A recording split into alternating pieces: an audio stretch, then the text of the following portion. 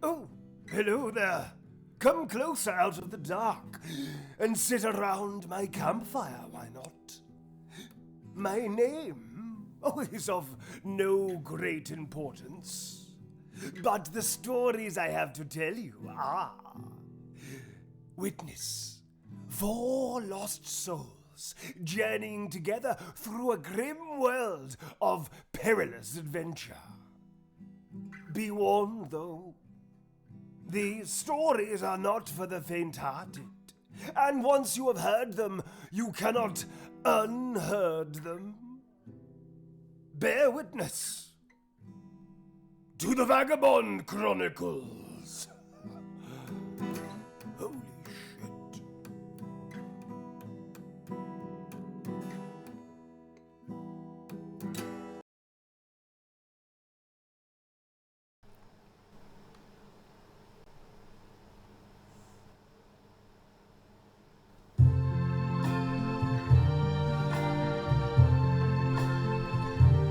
I see clouds of green, rare explosions too. I see them boom around me and you, and I think to myself, what a perilous world.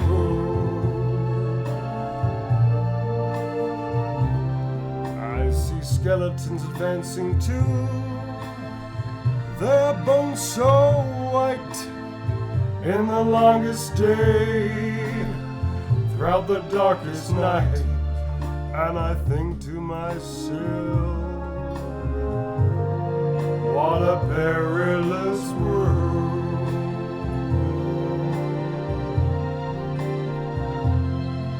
The colors of the fire bombs, so pretty in the sky, also burn the faces of villagers running by. I see friends shaking hands, saying, what do we do? They're really saying, we're so screwed. I hear grown men cry. I watch them go. They'll learn so much more than they'll ever know. And I think to myself, what a perilous world. Yeah. Yes, I think to myself, what a perilous world.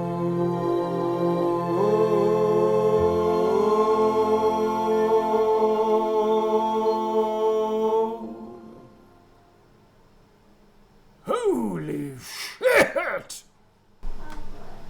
Oh, sorry.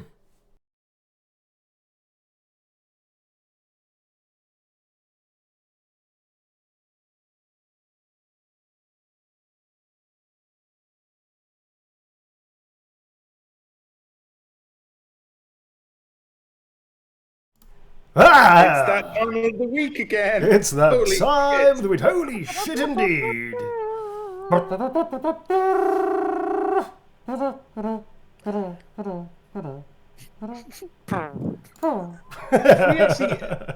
actually, is other people listening to us? Is every or is Can there? they hear us? Can they hear everybody? I'm guessing our crowd are Just not you, mate. football. They're not football fans, and that's Listen, dude, here's the thing about football, right? Here's the thing that I want to interject, and we don't talk politics, but I feel like I should probably just point something out to people. Neil's going to get into politics. I'm not getting into politics. Here we go. I'm not getting into politics. Before, hello everybody in chat, by the way.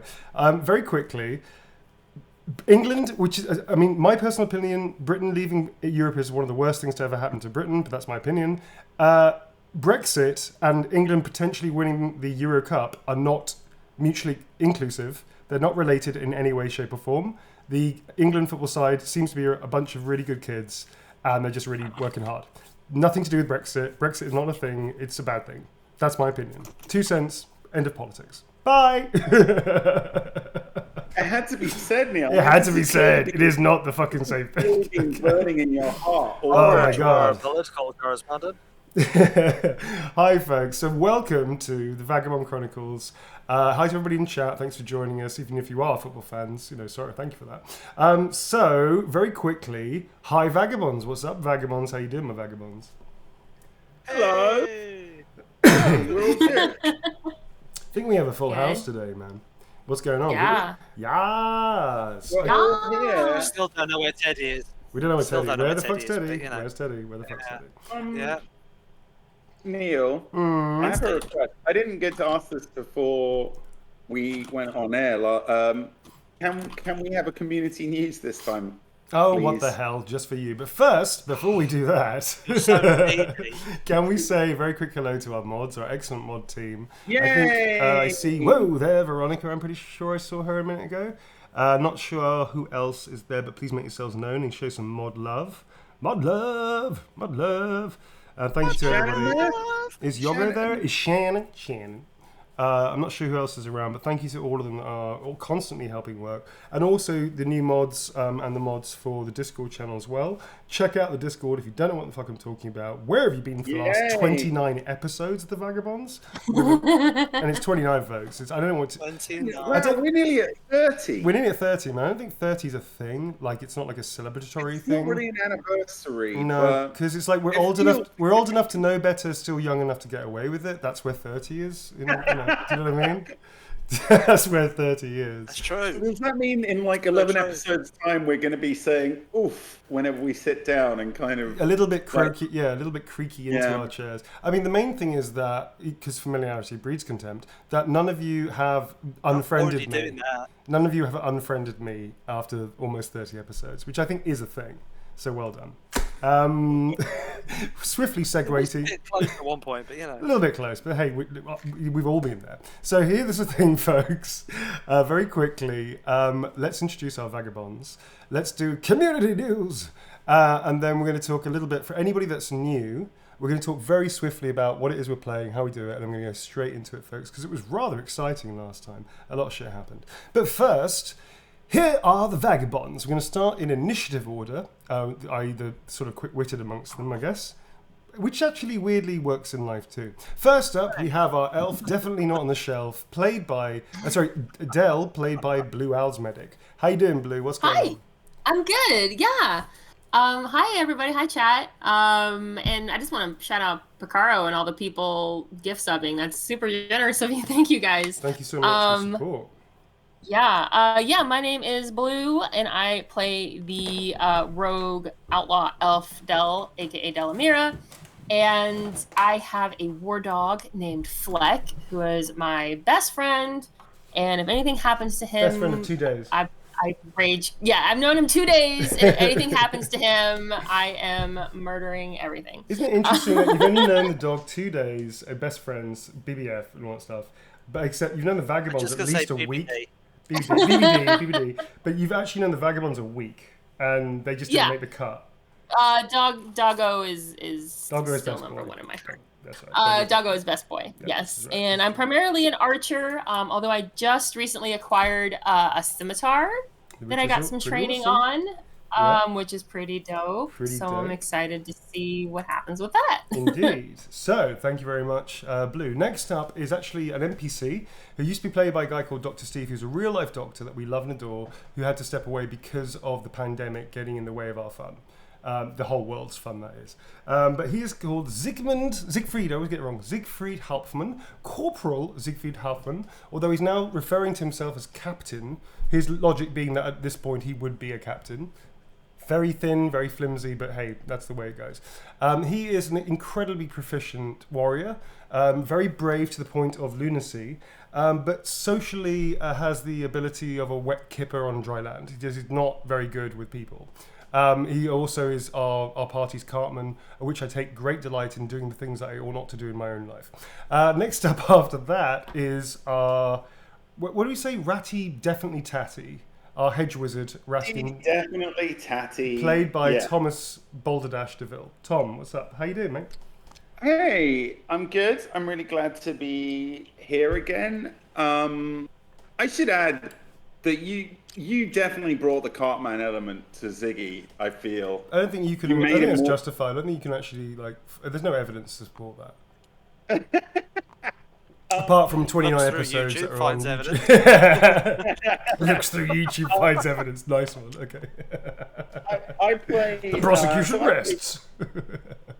Yes, indeed. I play Ratigan, the hedge wizard, who is a wizard that literally grew up in a hedge and kind of figures out magic as he goes along. He's kind of naturally a magic user. He doesn't have any training in it. He just sort of knows stuff. I have 2 pet ferrets called Noodle and Mr. Spidge, and they help me with my magic. Mm-hmm. And I also recently acquired a zombie chicken hat called Mabel. Mabel, the zombie chicken hat. Yeah. She was a live chicken who liked sitting on Ratty's head, and then it was a match made in heaven until I blew her to hell. You blew us to hell. God damn you. Yeah. Kentucky Fried Mabel. Kentucky Fried Mabel. Oh, too soon. That's it. I feel that's enough Ratty for now. Stick around and you'll get the gist of him. You'll figure the rest of him out as we go along. Yeah. All right, that's up. Thank you very much, sir. Next up, lastly but never leastly, our Swiss Army Gnome, whose auxiliary skills have been kick-ass lately, Jim, by the way, and actually saved most of the Vagabonds from a fiery, explosionary, sad Neil must eat their fate points death. Bondo, played by Jim. What's up, Jim? Hi, folks. I'm Bondo, who is a gnome with some serious cranial trauma, but also desire, great ambition, wants to become a fantastic engineer like his great hero, Mac Ivor. However, we don't know whether Mac Ivor's real or not, and Neither does Bondo. And you have a mysterious Bondo doesn't past know, and lots of stuff is real. you have a head trauma that causes you to have flashbacks into a life that seems almost not your own as well, I believe. That's sort of something we've been digging quite a lot. Strange military flashbacks. Alright. Cool. Alright, folks. Well, we also have some other companions with us. Dr. Dasher and his boyfriend, Wavy Davy, who's a minstrel. We also have the fair... What was her name again? Louise... Was it Louisa Marie? Mary Louise Butterford, who is just has a superb name and is a beauty Bondo's got a beyond girlfriend. And it's kind of Bondo's girlfriend, we think, but also dual wields mean like saucepans. She's a cook, but she really is like a kick-ass. Something about her says previous life worth investigating, if that makes sense. I think that's it for the Vagabonds, isn't it? Is she just blowing through Bondo? Like, is she just using him and then moving on? We don't know, folks. That's the mystery. That's the mystery we need to That's uncover. the mystery of Mary Louise. Mary Louise Butterfoot and the mystery. All right, folks. Well, that is the Vagabonds. I need to go and grab something real quick and do a few things. Check on something. So I'm going to hand it over to... Community News with your pal Thomas Balderdash, Felicity Pistachio Mustachio, Fredrickson Villiers. I ran out of stuff. DeVille. Hey, you got there. Yeah, I got to be out there. I got to be out for 2 minutes. 2 minutes, folks. Buy me 2 minutes, Tom. Buy me 2 minutes. Buy me 2 minutes. All right, that's all right. Cool. Go do your thing. I'm just gonna talk for a little bit. So Neil is 90% of the way there with my name. There's just a couple more additions, and he's gonna have the whole thing, which is exciting. Anyway, hello everyone. Community news. There's not a huge amount as per usual at the moment because we are so busy with our regular day job type things. But I did want to just, because I didn't get a chance to do it last time, I did want to mention, as per usual, that we do have a Twitter account and a Instagram account. I think they are both at Vagabond Chron, so Vagabond and CHRON. But if you just search for Vagabond Chronicles, you will find them on Twitter and Instagram. And on the Instagram, we have loads of amazing fan art from people. People are still producing really, really gorgeous stuff every week, and we love it when you do it. And if we miss art and you want us to share it, just message us on our Twitter or our Instagram and say, hey, I did this. Can you post it? And we will post it. Sure. Also on the Discord has a specific channel too for artwork specific to the Vagabonds too. So I catch a lot of stuff on there too. So thank you guys for uploading them there. Yeah, we love it. We love it all. It's there's so much good stuff. So thank you guys. The fan art is awesome. Yeah. And that's pretty much it right now. So Cool. now I have to keep talking. No, while I'm back. I'm back. Hey! Yay! Good timing, brother. You're welcome. Okay. I think that's it. Fuck it. Let's go. Let's fucking do this thing. Roll those dice, you bastards. So, bam. So, folks, as you saw, the big map, the biggie map on the back of the screen there was the old world and the whole world of Warhammer. It looks very similar to our world. There's lots of similarities. It's set around the Renaissance Reformation period. Steam engines, early industry, swords, bows, magic. Magic is a wild and dangerous thing. The magic users are generally feared unless they're licensed, and even then they're quite feared. And it's a grim world. It's very easy to die in this world, as we kind of find out from time to time. And basically, with the system uses percentile. But think Dungeons and Dragons, but low fantasy. Very dangerous, as opposed to being like, wishes and huge magical axes and stuff. It's more like magical weapons exist, but you can easily die even if you hold one. Also, we use percentile and tens. So all things like weapon skill is out of 100. Usually a good weapon skill is around 40. So you get the idea that this is a tough game. Let's pick up where we left off. This was the little hamlet of Frugalhofen, an independent village set in between the Empire and Bretonia in Frugal Valley, which is near La Maisontal, somewhere around here-ish, where you can see my hand floating. There's Wissenberg. sort of around here, a bit further north, slightly north of the Forest of Lauren. And our heroes have been here for some weeks trying to track down the blue-blooded bandits' burial mounds. And when they were attacked at a mine and various homesteads by a skeleton horde that's rampaging through the valley. We caught up with Frugelhofen when they managed to catch their breath, and they were attacked again by an unseen skeleton bombardment of flaming skulls that exploded half of the houses and the tenements of the village, and they now had to run for their lives. Luckily, Ratty, I think it was, Ratty spotted a system of cargo carrying which Frugelhofen use, which are called the escargots. These things are massive crates and barrels that are sent down the river to La Maisontal with goods, and they're very strong and robust things. But they usually have lids on. None of them have lids right now because there are people inside as opposed to goods. So they're open and they're floating down at breakneck speed. There are hordes of skeletons rampaging through the exploded village. They're coming from either side. They are overtaking the few dwarf sentries that were here. They didn't quite make it to the river and are fleeing. You see two of them are fleeing to the river over here.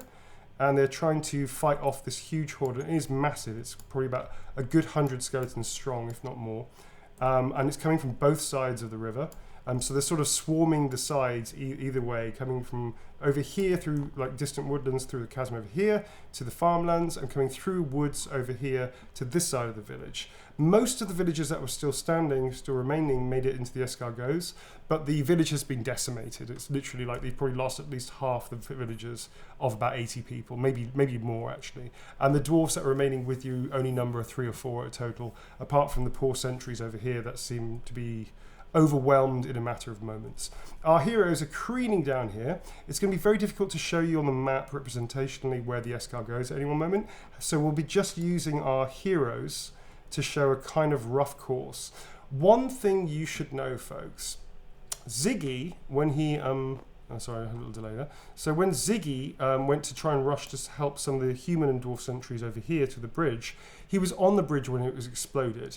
He was pinwheeled back into the river and disappeared into the water. The heroes haven't seen him yet, but I think one of them managed to spot him swing past, and he seems like completely unconscious, but they haven't found him again. He hasn't surfaced again yet. That you should know above all else. We have our heroes here, so I'm going to put them down. So there's Bondo, which has Mary Louise Butterford with him. Dr. Dasher, I guess, would be here. Who else have we got up here? I can't really see very well. That is you. The doggo's over there. We don't need to do that. That's the chicken-wielding maniac who's last, I believe. You're sort of you were up here, I believe. And then we also, that's Dr. What do we have? Wavy Davies somewhere around here. Fuck it. Wavy Davy can be Dr. Dash, it's fine. Then we have Dell and her dog here. And I think that was all of you, right? Because Ziggy's underwater somewhere. Yeah, that's about it. So, folks, this is how you see. You're going to have to use your imagination because, quite frankly, we're not going to be able to be very accurate on this map. And I didn't really have time to prepare something fucking amazing and crazy to really, like, show you their ride. It's a beautiful piece of art. It's just beautiful, right? Oh, it's gorgeous. Look at that. The river. It looks like Van Gogh. It get a Van Gogh vibe. This looks amazing. This is Jim. This is all Jim, I believe. Me starting it and Jim really putting the Van Gogh to it. So nice job, Jim. I love these impact circles and everything. It's just cool, you guys have done a beautiful job into it. Wow. Shucks. Thanks. Good one, Jim. Thank you. You're welcome. All right, so let's kick off and see what the fuck is up. Now, firstly, none of you have ever been in a... Do you ever have anybody has any boat experience? Apart from being a passenger on a barge or something, which I think Bondo has. But has anybody got any experience with boats? Zip. No. Having a look now. Not wanting to say you're all fucked, but let's just go over and see where Sad Neil is. Go well. There's Sad Neil, who eats fate points. Fate points are like extra lives, folks. You have, okay, let's see, you've got fate points, good. Yummy, yummy. Lots going on there. Very nice. And, ooh. Cool. Okay. Sad Neil might be about to get a banquet. Dude, whoever's about to put that rubber to Sad Neil, step the fuck away. Get away from that rubber. I saw what you did. Yeah, Sad Neil, Jim. I'm going to put this is a ring of protection. This is a rectangular protection around Sad Neil. You can no longer go in there now. I can't believe you didn't. He does a belt buckle. He does need a belt buckle, but leave him alone. Okay, he's sad because he didn't get his crossbow when he was like 10 or his whatever the fuck it was. I can't remember what it was now. Anyway, from whatever he eats them, and you should fear him, as you fear me. That's fine. Okay, folks. So let's go into narrative initiative rounds. We're going to start with Blue, and then go wherever the fuck Ziggy is, and go through our heroes like that. If you need any additional information, all of the villagers that are still remaining are now in the escargot. They're floating down randomly. You are seeing the skeleton horde sort of like rush to the edge of the river. They have murderous intent, are simply intent on attacking you and probably like dragging you to your death, drowning you, or just stopping you somehow. They are literally like pouring as many as you can see here. Imagine there's actually more in those clusters. So this is not something you want to get out and suddenly fight them, for instance. I'm just trying to persuade you that would be a terrible, terrible idea. This is an undead army. Yeah, it's an undead army, and there's literally like 100 or more. You actually can't count them because the river's moving fast. Del, Sorry. Yeah. You go. No, go ahead. I was going to say you have Fleck with you, so before you are concerned about your dog, he made it into the escargot with you. But your round. I mean, it just makes sense just to like hunker down into the barrel and just like float on by. Like, is that too common of a sense for me to have? No, not really. We need to find. We got to find Ziggy. Yeah. Hang on 1 second, folks. Actually, I tell you what. Can you give each other 30 seconds of talking amongst each other for fluff and ambience? I just need to grab like some water. But we're going to get to that in a second. Hang on. Right, so as Ratigan, I am going to basically shout to whoever is closest, in general on this, that we need to find Ziggy. Because we can all see that he's the only one of us that's not on yeah, I'm pretty sure I saw him. I was next to him when he got blown into the water, so I definitely did see that. And Jim saw it as well, right? Jimmy were looking. Who saw the Albion? True, but who saw the Albion dude like poking his fingers? Like his what? What? Do you remember last week the Albion dude was poking at his fingers with a knife? Who saw that? Nobody. Which Albion dude was poking his fingers with a knife? Jim, the only one in the village. Jim, I think the thing is, why don't you just keep a good eye on that Albion? Maybe that's just a little hint.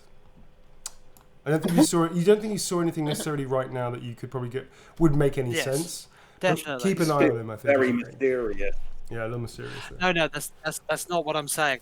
What I'm saying is that somebody noted that happened. I'm trying to work out who that was because they should then be thinking, "Oh, I saw Ziggy go by." I think don't worry. Oh yeah, I see. So don't worry too much about that. I'm going to make a very strict. Let's go into roleplay, folks. So you're going to have like a few words you can shout, like sort of shout amongst each other, because you're in your barrels now and you're floating quite close. One note: the barrels are like pinballing off each other barrel. You have very little control because nobody's trying to control your escargot. So that is something to think about. You're attempting maybe to get control of it because you're just bouncing around amongst each other, like. Do they have any, Neil? Do they have any? Like, I know that they were secured to the side of the river by a rope. Yeah. Do they have any rope still attached to them, or are they just free floating now? They're just free floating now. There's some sort of like pieces of wood inside, not a lid because the lids were on the side. They're very much left on the bank, but they do have like a couple of pieces of wood. Them like big wooden round bathtubs. Is that kind of like, are they deep? Yeah, they're pretty deep. Think of it like you're standing in the middle of an upturned massive snail shell. That's why they're called escargot, because they look like snail shells upside down. Okay. So you're sort of standing in one of those, but obviously they are seaworthy. So they're not necessarily just you step in it and immediately tips over. However, none of them have lids, so all of you are sort of exposed. When you're standing up in one, say you're standing up in one, how high does it go on your? Does the top of the escargot line up with on your body? Is it like waist height, or no? is It's more like kind of like up to, depending on how tall you are. If you're an average human, it'd probably come up to like just below your chest. If you're a gnome, it's probably like your eye level is just above the rim. Aww. So Bondo can see over, but you just see his little head sticking out. I mean, Bondo, you could basically surf this shit. Yeah, basically.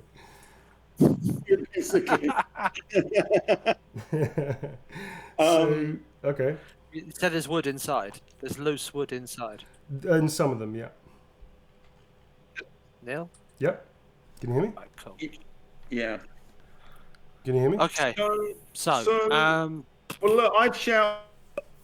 That's it. My part is that I've shouted. We got to find Ziggy because I can see he's the only one that's not in. I mean, the only way it seems to me that we can. I'm not sure how we can hold them together other than literally grabbing hold of grab the nearest one and like try and You can try if you hold them want. together. Mm-hmm. I don't know. If you want to try that, you can. I mean, that just actually could just lead to some kind of disaster where, you know, that kind of thing where Ratty ends up with like his feet kind of hooked onto one and his hands holding onto another, and he's kind of like dangling between the two of them. Yeah, a little bit. I'm not sure. You just want to Steve Rogers it. Well, I was thinking more of forcing Ratty into the splits. Indiana Jones and the Temple of Doom, where they're on the minecart thing. Yeah, it might end up a little bit like that. Yeah. I think we're just going to have to ride this out. You know, the main thing is we need to get Ziggy and get out away from the skeleton apocalypse that's kind of closing in on us. Yeah. I'm gonna be brutal and say, okay, that's enough talking, folks. So, Del, what do you want to do? Up ahead of you, you see another dwarf-like warrior who looks like he's char-grilled now, obviously caught in an explosion. He's like staggering towards the river. On the opposite side, there's a whole bunch of skellies, some of whom have bows, and now taking like pot shots at him. And he's sort of like, he's staggering like he's drunk almost. He's not, obviously, he's like shell-shocked. And he's sort of coming closer and closer to the river. You are around, I'm going to say you're actually slightly ahead, pretty much level with Bondo. This is a sort of order. What do you want to do? There's also, some of the skeletons are also sort of aiming at you and they take a pot shot at you as well. And there's probably about half a dozen of them, so more or less the same as there are here. What do you want to do, Del? Right. I mean, what I would do, I hear what Ratty is saying, and we have to find Ziggy, but like there's a lot happening, so yeah. I want to just hunker down. Okay, no worries. I don't think it's just, I mean, just popping out and trying to like do shoot my arrows. Can I ask though, what is like the speed of the river? Like what? I can't tell you. I don't know, like knots and stuff, but like definitely, it's definitely like now like it's like a light jog, but all of you seem to be accelerating. You're basically, if somebody's running alongside you. Yeah, for me it just makes sense to get out. Just let the river carry us. Sure. Okay, so you're just gonna hunker down basically. Yeah, that's what I'm gonna do. Okay, so you sort of disappear. You drag the dogs and protect the doggo. Yeah, you protect the doggo. You put your arms and legs like braced against each corner, trying to like vaguely distribute your weight, so that at least you're sort of like not leaning over one way or the other. And you hunker down and just sort of hold on. You can only see above you sky from the outside of the escargot, and you feel the water buffeting you around. After a couple of seconds, you hear this. And you feel in the side of your escargot, doom, doom, doom, but it doesn't like do anything, like it doesn't even rock you. You just feel the wood reverberate, from the impact of what is clearly arrows. But you don't know what's going on, so that's what you feel. And you sort of move forward. Okay. Next up is whomever that person is. I'm not going to tell you what's happening to him, but I do need to make a roll. So let's see how this goes. That's not literally... You balanced the giant chicken on Ratigan's head. Yeah. Hey, I'm a slave to detail, sir. Slave to detail. Is that glued to his head now? No, it's just balanced. It's just a lucky drop from last time. That's some good balancing. All right, I'm impressed. Okay. So next up is you, Ratty, actually.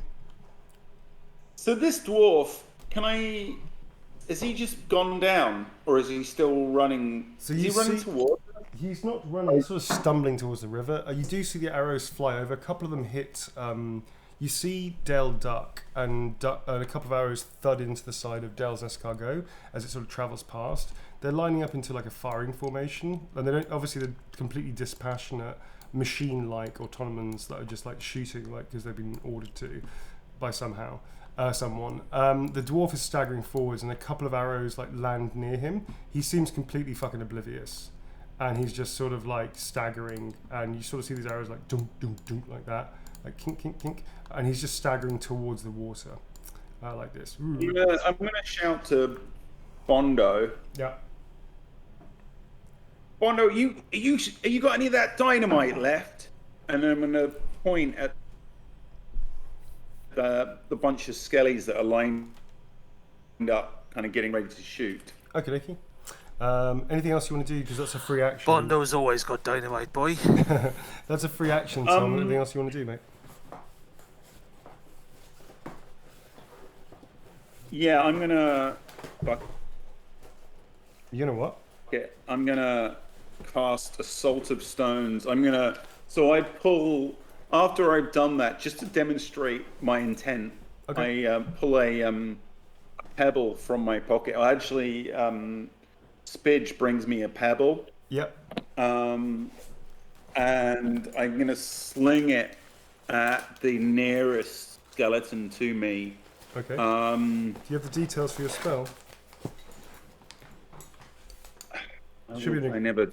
character sheet, sir. Character sheet.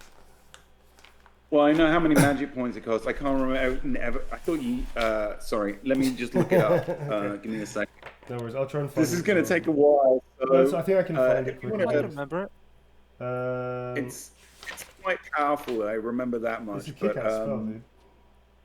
yeah. Druids. Oi. Okay. Basically turns into a hailstone of Yeah, it does. It feels large like pebbles. Yeah, basically, pretty much. So, folks, can we please write down... I know I say this every time. Can we please start writing down our auxiliary spells and shit? Because it would be cool. What have we got? This elemental... Salt of Stones, I want to say. Yeah, I found it. Okay. So, Salt of Stones, Tom.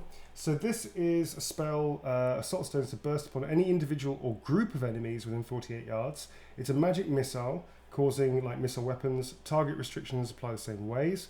You automatically hit its target, causing d6 wounds. If it hits a group, it will hit 2d6 individuals.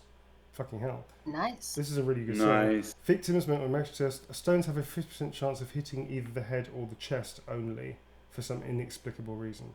That's a little weird. Alright, you can't make a magic test, but armor protects you. They're all armored, so they'll get a little bit of protection. So roll, basically, sir, 2d6.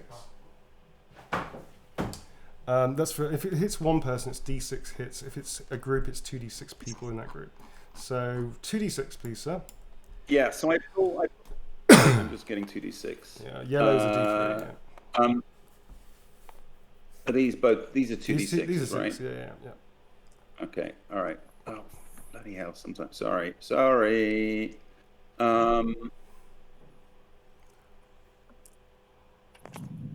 7. That's going to hit the entire group. So let's say every single one has a hit on it. Because it's 6 individuals. You got 7 hits. So basically, I pull this pebble out. Yeah. Sorry, Spidge brings me this pebble, Yep. and as I throw it, I yell, "Oh, take that, you bastards!" like that. All right. And as this single pebble flies through the air, Yeah. it splits into 7 shards that grow into kind of like tennis ball size Nice. rocks, Lovely. basically. Cool. So they and then- scatter through the. Unless there's anything else you want to do, flavor. I can tell you the mechanics of it. No. Cool. That's all the flavor. I just did all the flavor right there. And it was my spicy, flavor. Tom. It was spicy. All right. So what I'm going to get from you, there is a strength 4 attack. So I'm going to say anything over 7. So if you roll a 3 or above, you're going to destroy that skeleton to make things nice and easy. So I'm just going to do this to make it all super easy. So and count the number of 3s you get, and then tell me how many 3s you get. Okay, from that lot. Okay. There's only 6 here though, but Yeah, the 7th is going to go wide. There's nothing to hit. I'm saying it's not going to Okay. double up. Okay. So 1, 2, 3, 4, 5. Okay, so you pretty much like get all of them, apart from maybe the last one. So you slam through this group, and they just get completely obliterated. Like, it's pretty fucking awesome, dude. It's a really fierce like display of magic, which is pretty cool. You do hear from behind from Mary Louise Butterford. Ooh, like that as she sort of like pootles on past in Bondo's escargot, and you do hear a couple of gasps from behind you from the villagers, and even the elf, the sort of elf mercenary who's pretty delicious and dangerous. Sort of looks at you and seems to have raised an eyebrow even from a distance. That was pretty fucking awesome, dude. So how many magic points does that cost you? What? I turn back to Bondo and just yell, "Not sure we need that dynamite after all." As he's holding a lit fuse. Just pinch it off and just kind of chuck it in the river. Pinch it off. Okay, cool. So how many magic points was that for you, sir? That was 3, so I'm down to 1 magic point, which means I really need more magic. Oh no, actually, Noodle might be able to help me out with that. Actually, maybe, depending if you charged her or not. Okay, so that's your round. She's definitely been charged in the last 48 hours. Okay, so we didn't we do a maximum thing that she hits a maximum, she starts popping and fizzing a little bit? I can't remember. We did a ruling on that. Yeah, like it was basically, even if you put magic points in here, it's not literal. It's like we roll a 2d6 or something like that. And if she goes over a certain limit, she starts popping and fizzing. I believe was the sort of rule that we had for her. Okay. It's a bit complicated, I know, but there's a reason for it, I guess. All right, so cool. So you may have Noodle may have some charge left, so that is also an option at the moment. Cool. Okay, Tom, gonna leave you there, sir.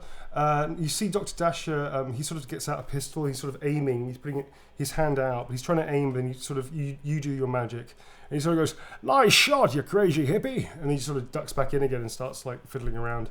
And it sort of pops out again. He's now got his gun leveled this way and his pistol leveled this way, and he's sort of like just waiting for the right opportunity to fire it, I guess, as they fly down the river. He's wavy davies with him. Bondo, you're up next. So these skeletons have been decimated. You had the conversation with Ratty, and you see that this dwarf is just about to literally fall, like stumble, walk, fall into the vast water, and pretty much in front of you. You can, probably with Marie-Louise's help, grab him if you want to. You are going pretty fast, so you're only going to get one chance at this. Just FYI. You don't have to, I'm just saying if you wanted to, you possibly could. Okay, I think that's a good idea. Okay. He's a dwarf, and I am a dwarf friend after all. Anyway, yeah. Come on, lad. Jump in. We'll get you. We'll grab you. Okay, can you make a leadership... Sweetheart, lend a hand. Can you make a leadership test just to try and get his attention and give him a command? He does seem shell-shocked to you. He seems pretty out of it, man. I love you call Mary Louise sweetheart. That's very cute. So 31, what's your leadership out of 100?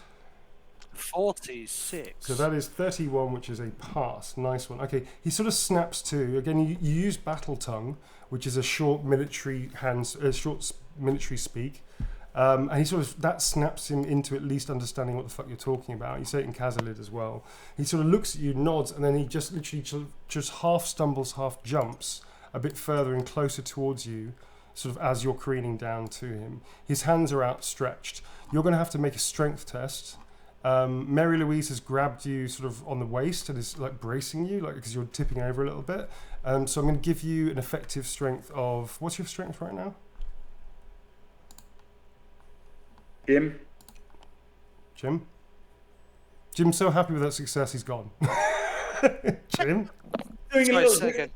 Sorry, no, it's just right now is the best time to sort car insurance. Right, carry on. Okay, cool. So what is your strength? Say again, please, Neil. No worries at all. What is your strength right now?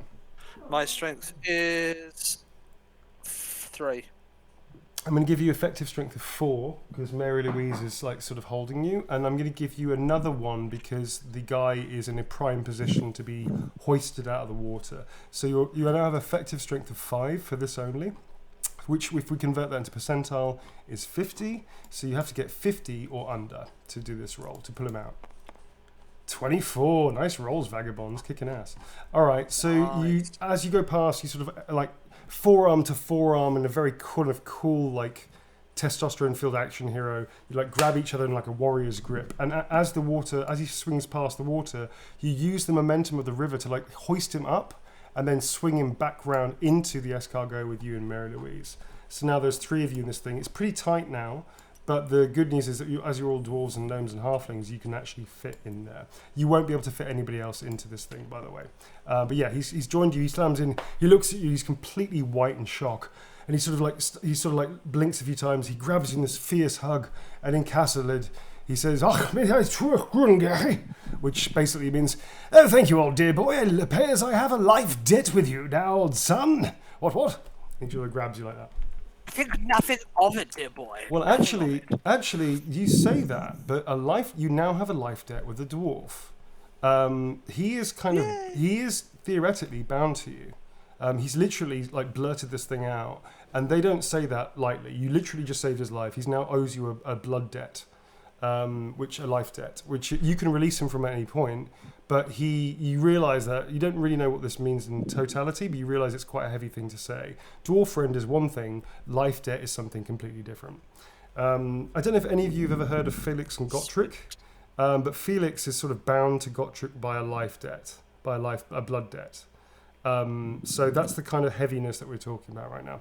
You don't even know who this dwarf is. He's just one of the guys, one of the rangers that you recognise earlier. Yeah, that's about it, really. Okay, so that's your town over. Everything keeps moving forward. The skeletons are still advancing. Anybody that's above your little barrels as you sort of careen around the corner and you're sort of buffeting into the sides of each other and smashing around. You see a couple of skeletons grab one of the earlier barrels, which has got a villager in, and unfortunately they drift too close to the side. And these skeletons actually dive into the barrel and literally just drag the person into the water, and you don't see them, but suddenly there's a whole bunch of blood red colour that just floods the water bit here, and then it's washed away almost as quickly. So these skeletons are now trying to literally just diving in and grabbing people, which is terrifying because obviously you can't reason with that. And you see that happens to a couple of times. Another barrel goes past with the dwarf lawmaster, for instance. They miss him. Some of the other villagers manage to bat them off. And one thing happens. You remember that Cecil de Chomley person? It's pronounced Chomley, like that guy, right? Yeah. Can everybody that's above there, not Bondo and not Dell, so I guess it just leaves Ratty. Ratty, can you make an initiative test plus 20? Because you are sort of staring right that way. That's cool. Oh, is this where you're just gonna mess me up here? No, right. Plus 20, yeah. Okay. Ooh, someone's doing some heavy breathing. Someone's doing some very heavy, excited breathing. Jim, are you excited right now for the rolls? Jim, is Jim in a wind tunnel? A little bit. 18. Look at that. I think Jim's excitement is actually is correct. I'm excited. That was rubbing off on me. Indeed. So you're no longer making shit rolls, sir. Well done. Okay, this is for Ratty only. So Ratty, as you sort of turn around from these sort of stones and see this dwarf being dragged in, you notice at one of the barrels, you see the person being dragged to the bottom, one of the villagers. You notice on the other side there is that Cecil de Chumley guy, that weird Albion dude, who's just sort of floating this direction. And he's now floating the opposite side where there is also a waiting skeleton. And the skeleton does exactly the same thing. He completely freaks out. He goes, oh, like that. He just pulls out this tiny dagger that he's been using as like a nail file, and he just starts wafting it in the way of the skeleton. I mean, you're no warrior, but even you are like, you know how to wield a quarterstaff. You know how to even wield a sword. Like, this guy seems to have zero fucking training in any kind of capacity. He's just waving the dagger in total fear. The skeleton manages to get to the side of the escargot, starts reaching up, and he just taps the skeleton on the forehead, and his head just explodes.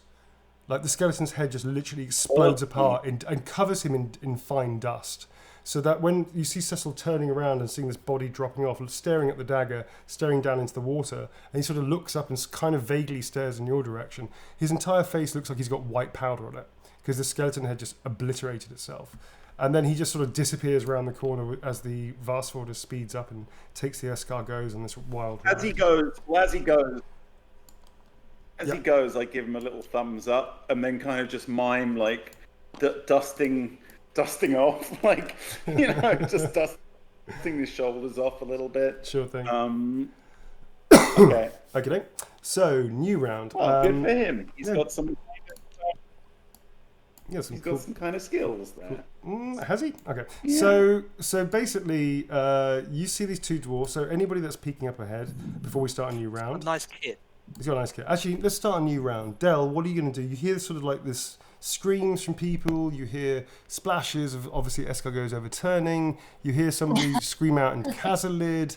in splashing and in scrabbling, what sounds to be scrabbling inside another escargot, more thudding, and you also hear this amazing eruption of like like that, and like some kind of like magical thing you probably think from what sounds like it came from Ratty's area. So Ratty probably just unleashed some cool spell.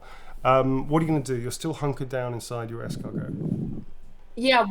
So yeah, I don't see any of that. Like you said, I just see like the sky and maybe some like smoke and stuff happening. Sure. Yeah. Where am I in relation to everybody else? You're where you are right now. There you are. Yeah. That's you. Where's me? That's me. Okay. I mean, are we still making our way downtown the river? So yeah, I know there's all these guys. It feels like you're getting faster as well. I don't have dope ass magic spells. Folks, one second, folks. Okay. We need to at some point we need to kind of basically like Green Arrow you know, or like Hawkeye you some arrows up that do some awesome shit. Basically. Yeah, I have like 17 arrows left too. So I've been keeping track of that. Yeah, we reaming at my door. Some fire arrows, explosive arrows. What are you thinking? Explosive arrows. Yeah, that'd be cool. Yeah. I was just trying to suss out like, what do I do? Like I don't have any magic spells. It's really just I don't know. I think I just sorry. I think I just stay hunkered down. I think that's my move. I don't know what else to do. It's not like I can help anybody where I'm at. I think the best thing to do is just to not take damage and keep going down the river. Eventually we'll come to a part where, I mean, I hope, come to the end and we can get out safely. I mean, bear in mind, guys, just to remind us what we're heading towards. One second. We're not conferring about what is the layout of river unless you're doing it as characters. Okay? So on your turn you can talk about that stuff, but I'm going to be quite hard about that. So only defer if you need to defer directly about things happening right now or make plans, you have to do it shouting to each other across the vast forest there. Ain't I a stinker? Oh, that makes sense. Yeah, I mean, I think that's my move. I'm sorry, it's not that exciting. No, it's cool. It's just the only thing I can. Blue, yeah. You do you. You do you, Blue. Right, that's it. Okay. So, I choose life. I choose life. I also can't swim. I can't swim. By the way, you know that there's multiverse Dell. Do you want to know what Multiverse Dell is doing right now? No. Multiverse Dell right now has just the doors have opened to her traveling caravan that she actually bought, and it's fully kitted out. It has its own security detail, so she doesn't even need to like worry about like sleeping rough in the wild. The two lovers that she's picked up of, well, whichever configuration that you wish, are still sleeping gently and snoring, and you stand up and open the back of the caravan doors to breathe in the wonderful Mother Nature as you see a glorious sunrise on the plains of some distant land that you've never been to but decided on a whim because you had the money to do so. That's what Multiverse Dell is doing right now. Anyway, back to this Dell. Living the dream. Living the dream. That's Dell. I'm in a barrel smelling like wet dog. Pretty much. Awesome. Awesome. Winning hashtag. Okay, so cool. All right, so you're hunkering down still. You're not even going to risk a peek. Okay, you're going to hunker down still. Cool.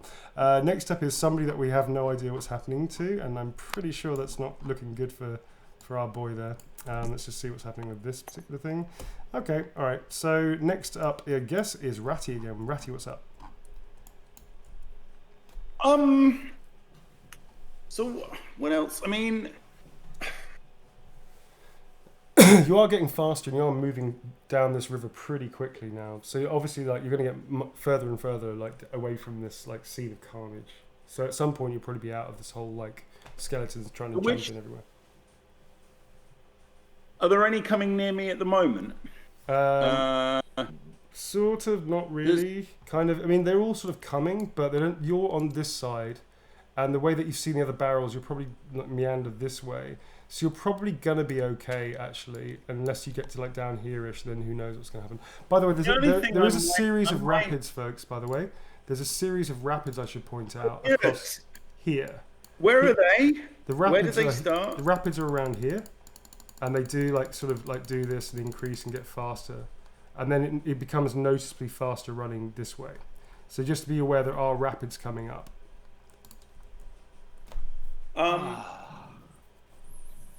Man, the fact that I know that we're going out of the frying pan and into the fire is just I know, right? Isn't it delicious?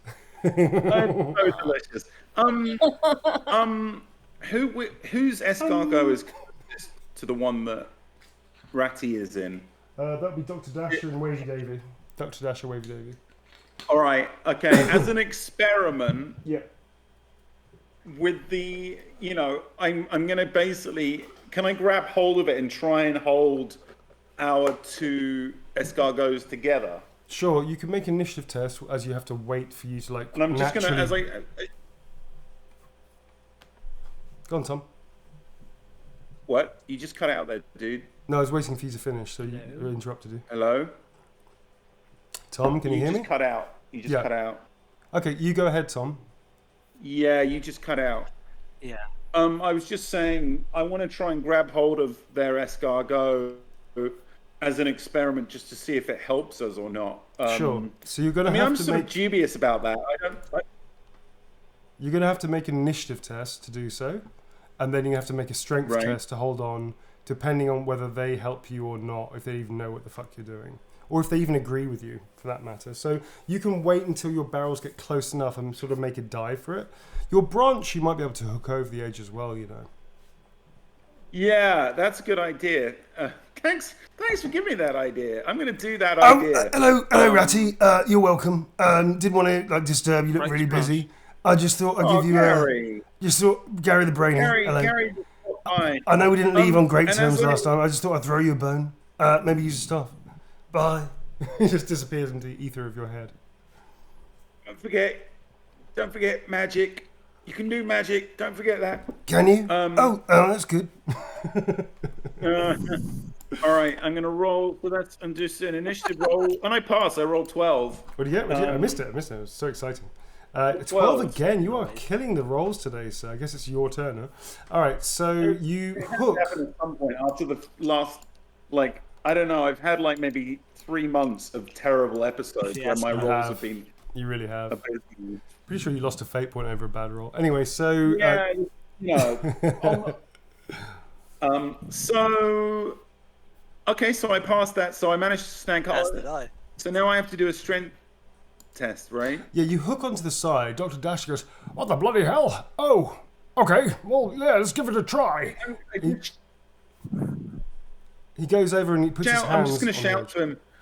I was just wondering if this might be safer if we try and float together. I don't know. I've never been in one of these before, but maybe it'll be better. Maybe it's worse. I don't know, but it's something. And then Dasher looks at you and blinks. I need to part. So is it percentile? Yeah, Dasher looks at you and blinks. I mean, they could help and grab hold of the end of my staff. Just gave a little cheeky wink there. Grab hold of the end of my staff, boys.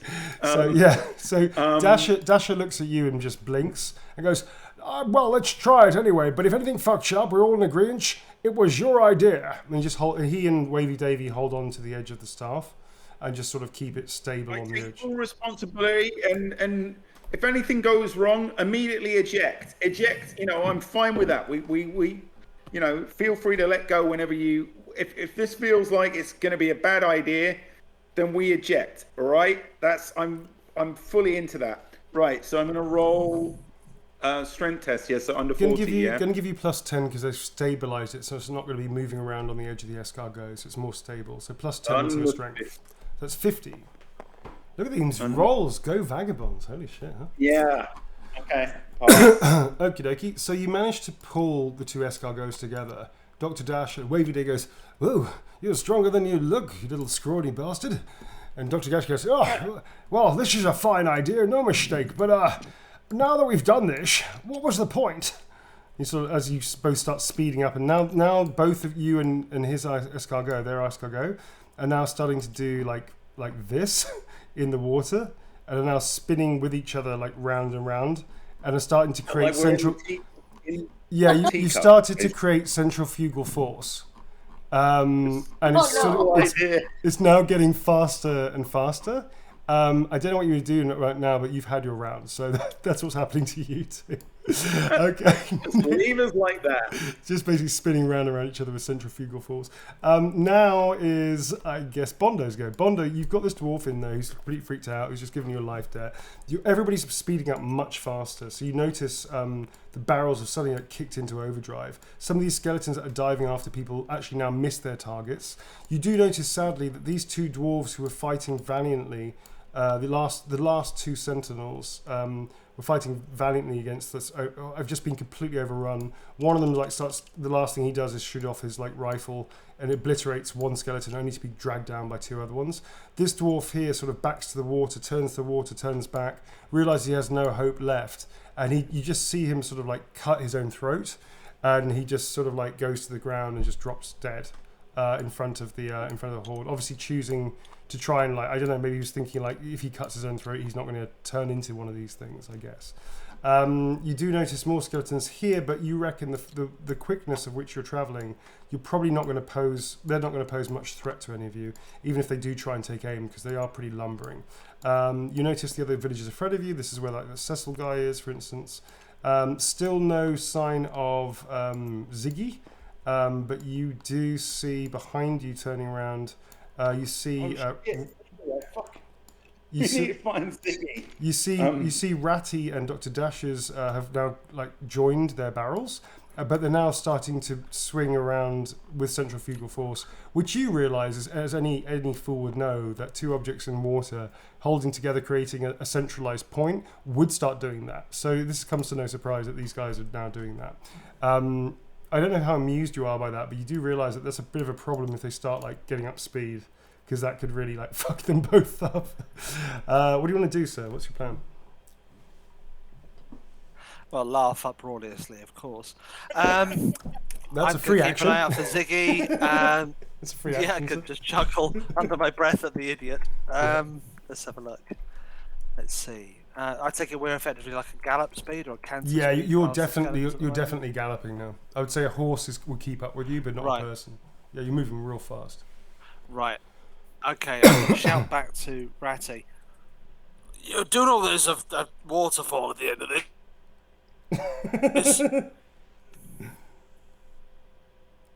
You're gonna scream that out. Yeah. So imagine Ratty's face spinning, right? Yeah. Spinning so once every sort of revolution, Bondo sees Ratty's face, and it starts out, and I'm kind of looking slightly concerned, but I'm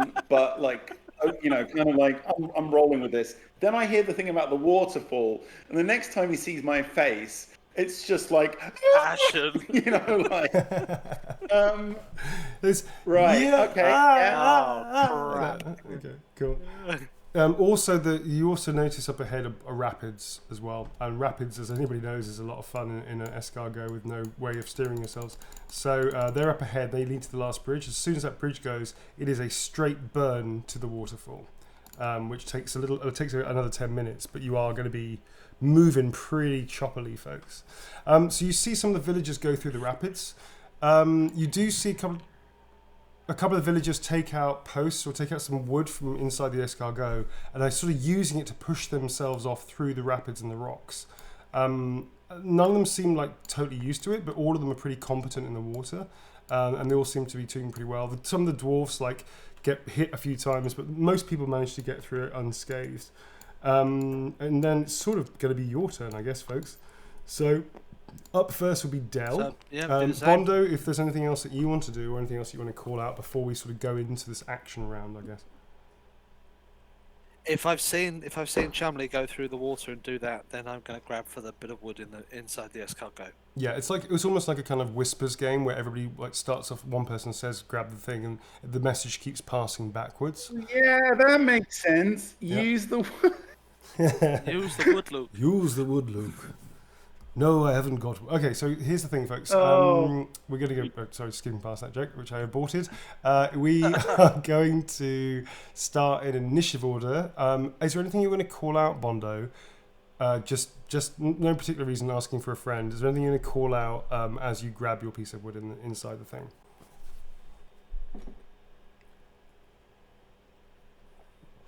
Jim? Jim? Useful. Thanks. Anybody? No, okay, I'm going to assume that's no. No, he did it. He did it. Well, He I did did. it. I heard it. He said grab something. We got rapids. Fine, okay. Did he? Okay. Your sounds all over the Yeah, show. he did. All right, Someone must have a dodgy connection. maybe. Okay, folks, so you say that, so it is now Dell's go. Dell, you hear that from Bondo. What are you going to do? You still don't see anything because you're hunkered down inside your... I'll pop up so that I can see. And Yeah. the first thing I would do, I'm probably already doing it, but I'll just make it clear that I have like my whole arm and my wrist like around the dog's collar, flex collar, hanging My onto God. him. Hey, hang on there a I'm little. just thinking. Hang on there a that's what I would second, do. Smother. Hey, Smother. What's going on, Smother? How's your little doggo, Smother? Smother Dell. Yes. So I pop out and I look down because I'm kind of in the front right here. I see Yeah. some hands. Sorry, I can't.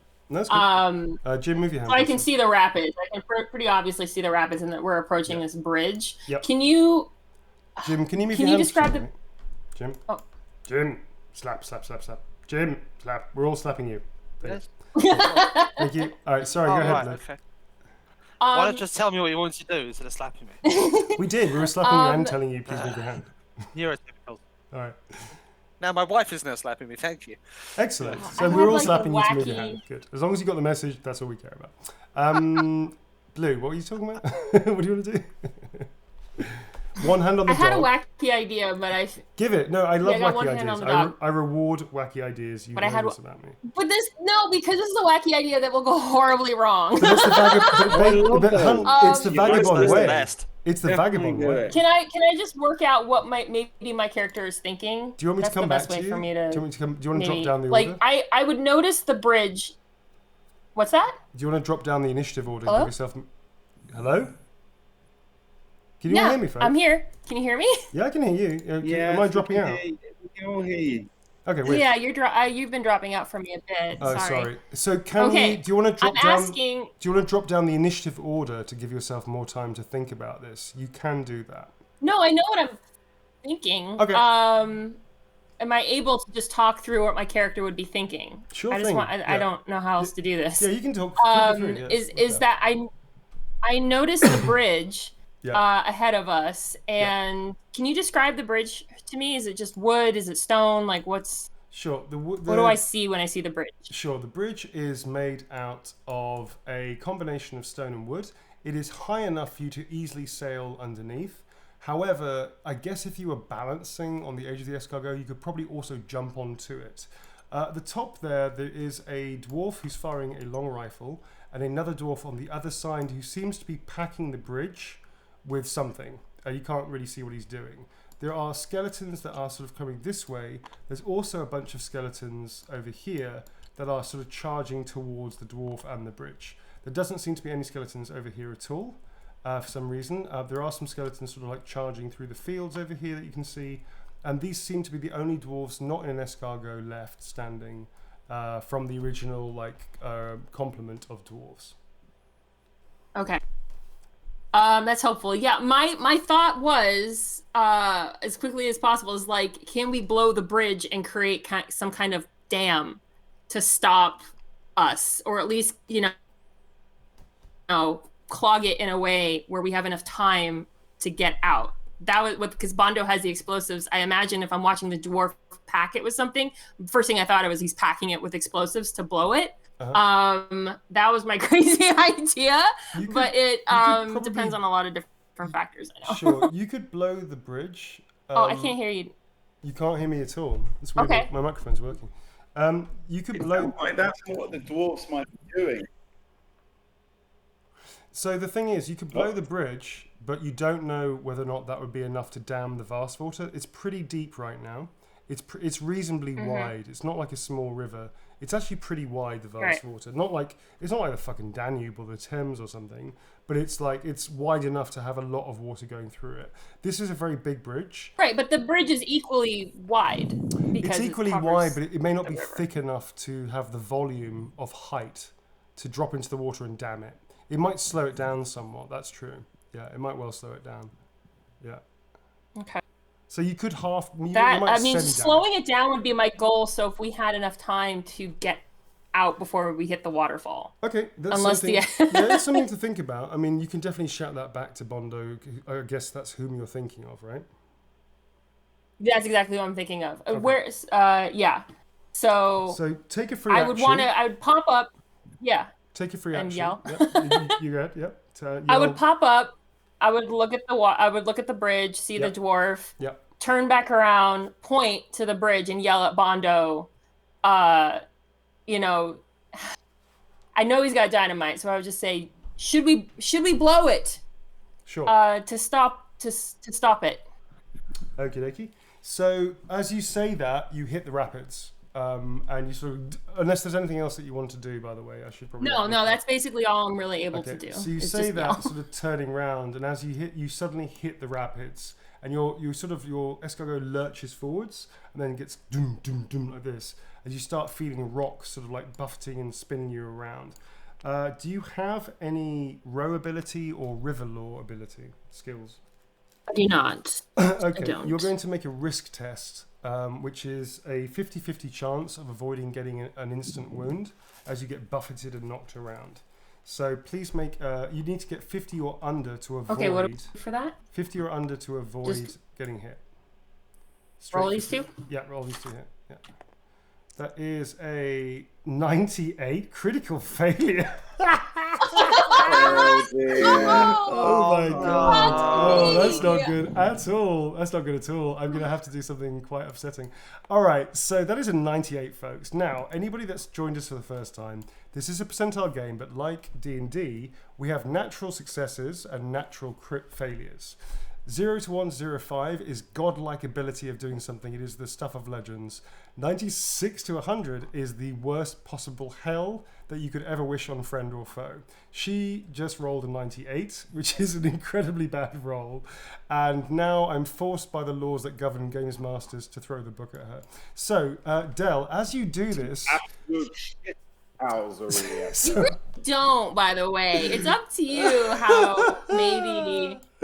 Like, don't blame the book of rules for So Del, no. So Del, as you do this, you point. Sad Neil is hungry. Sad Neil's fucking hungry. You point back to the bridge. You go, "Should we blow?" And the dog thinks you're pointing at it to do something. Don't you dare! And the dog jumps up to where you are, and the combined weight of you dunks the escargot into the water. Please make an immediate swim test, which is your initiative, and yeah, it's your initiative test. You don't have swim, do you? You don't actually know how to swim, do you? No. All right, that is a 32. Oh, lordy. Okay, so you immediately burst the water and grab hold to the side of the escargot. Previous. Please take 1 automatic wound. That's automatic because you failed the risk test anyway. Where's your health? So you 1 automatic I got it. wound. I did it. Okay, so you splurt immediately back to the surface. The escargot is now half full of water. And the dog is now going to have to make his own risk test, which I'm afraid I'm going to have to... Well, actually, you know what? It's not fair. Wait, how did all of this happen, by the way? Why did I roll just to shout something? You didn't. Because I hit the rapids? You didn't roll to shout. You rolled because you hit the rapids and you're not taking any action Got it. Okay. to steer yourself through. Remember how all this horribleness happened. All right. So please roll for the dog a risk test. It's a straight risk test as well. Jeez. Yeah. 32, that's a success. That's a success. So as you punch the surface and hold onto the escargot, so does the dog. And the dog manages to literally like hold up, and you manage to grab the dog and throw your arm around it, and both of you manage to hang on to this escargot. But the escargot is now upturned. It is now literally upturned. So it's now sort of drifting along and filling full of water, and is sort of sinking, basically. And you're sort of hanging on for dear life. The dog also I don't know if you've got the dog's vitals with you, or it's like, it's a character sheet and whatnot, but it also takes an automatic wound as well. So both of you sort of like had, took too much water in kind of thing, and you're also going down these rapids, literally hanging onto an upturned escargot, which is filling full of water. Yeah, that's basically where you're at. Sorry, Blue. I didn't kill you, so, be grateful. So that's where you're Wish at. you right would, because then I could. Well, let's see what the day's not over yet. Okay, so Blue, that's where you're at. Next up is Ziggy. We don't know what's happened to Ziggy. Next up is also, what are we talking about here? We're talking about Ratty. Ratty, you see this happen in front of you a bit further down, that both Blue and the dog go into the water. Miraculously, your heart, so you hold your breath, and miraculously they both burst through the surface and grab hold, but the escargot is turned over, and it's taking water in, obviously, clearly. Yeah. Okay. So, fuck. Firstly, how fast are we spinning, by the way, now? Oh, that's right, you're still spinning. You and Dr. Dash are now spinning. Can you please make a strength test? Because you're spinning so fast, like a teacup game, like one of those teacup rides on Disney World and stuff, didn't it? That you're now having to make a strength test to hold on. Letting go. I'm thinking of letting go anyway, but if we are I mean, I'm worried that will. I mean, it depends how fast we're spinning, Neil. How fast are we spinning? You know, like the teacup ride. We've not reached the rapids quite. Actually, you're just about to. What? You're just about to reach the rapids. I'd in a fair. I'm just a bit worried that if I let go, I'm just going to launch us into them at top speed. But fuck it. You are in water. I'm gonna let go because I think that holding on is going to lead to worse shit. Okay. Are you letting go? Are you letting go randomly, Tom, or are you going to pick your moment? No, I'm going to shout. Right. So as it's been spinning, okay, as I'm gonna basically go shout to Dr. Dasher and Wavy Davy. Boys, I'm sorry, this was a terrible idea. A terrible idea on my part. Eject. And I'm gonna sort of like pull on my staff, like I'm bringing it back, and hopefully they'll just let go. Okay. And all right. So that's what I'm gonna do. Firstly, so what happens there, Mr. Neil? Kind of dreading what's going to happen now. So you're the anchor point. God. You're basically the anchor point, and Wavy Davy, and because you're pulling back on the staff, you're kind of acting like a trigger. So I'm going to say you have to roll a d12, sir. Roll a d12. Okay. Yep. This is a d12 over here, pretty sure. Just to here, next to the thing. It's the distance you launch them. It's the direction, actually, but there you go. Direction. Yeah. I was hoping it'd be distance so we could try and get them out the river. Here we go. That's a 1. So I'm going to say so you sort of are spinning round, and as you do so, like you launch them around here-ish. You launch them here, like that direction. And they sort of like fly off this direction, and they sort of slam into the sides here. Can you please make can you roll a d6 for me, please? And I'm going to base something on the d6 roll.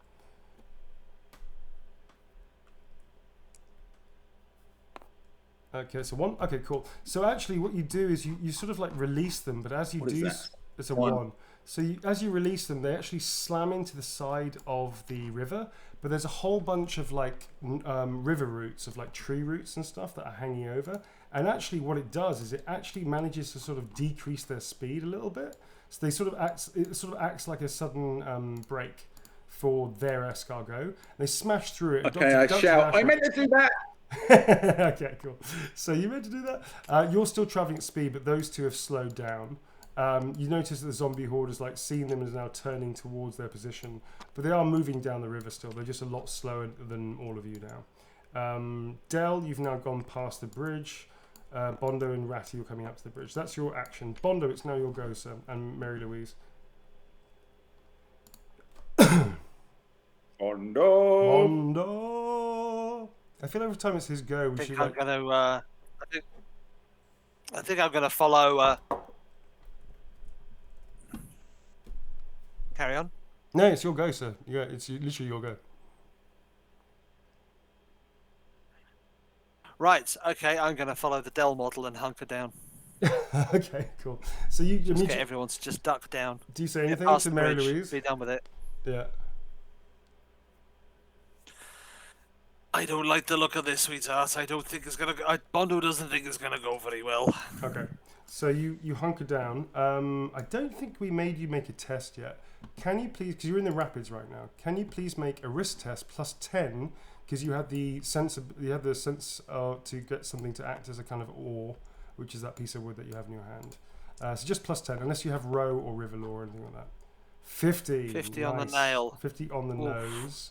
Very cool. Okay, so you managed to sort of use this like a kind of some kind of oar, and you managed to steer yourself clear through the rapids with no kind of issue, and then you sort of scoot underneath and you hunker down and you say that. Ratty, one thing, did I make you make a risk test? I don't think I did.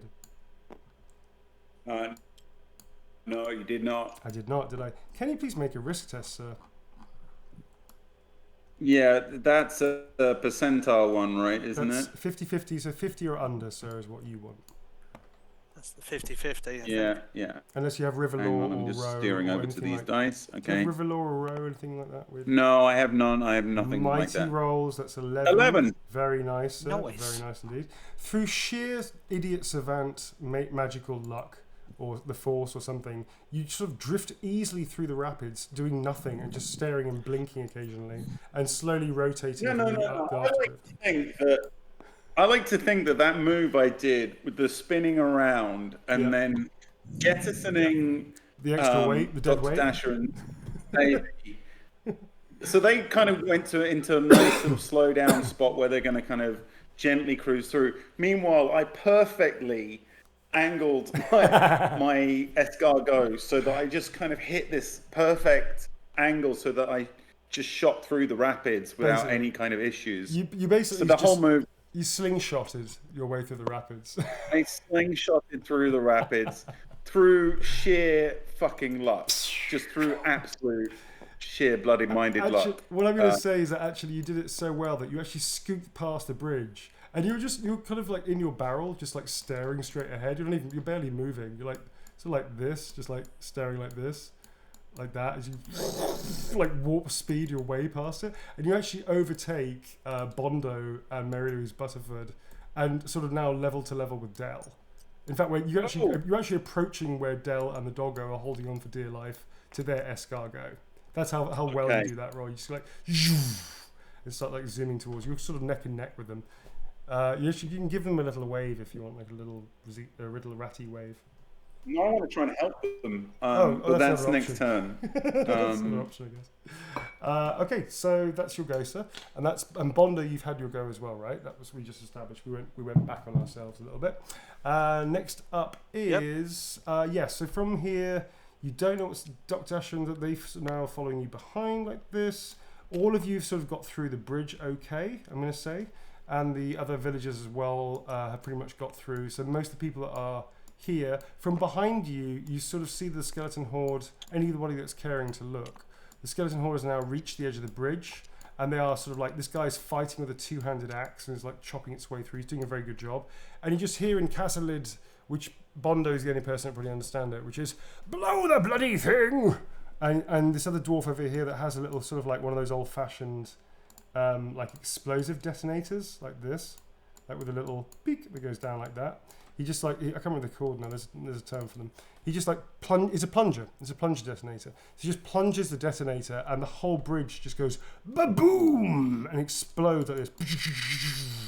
Out that way, wrong colour I guess for dramatic effect.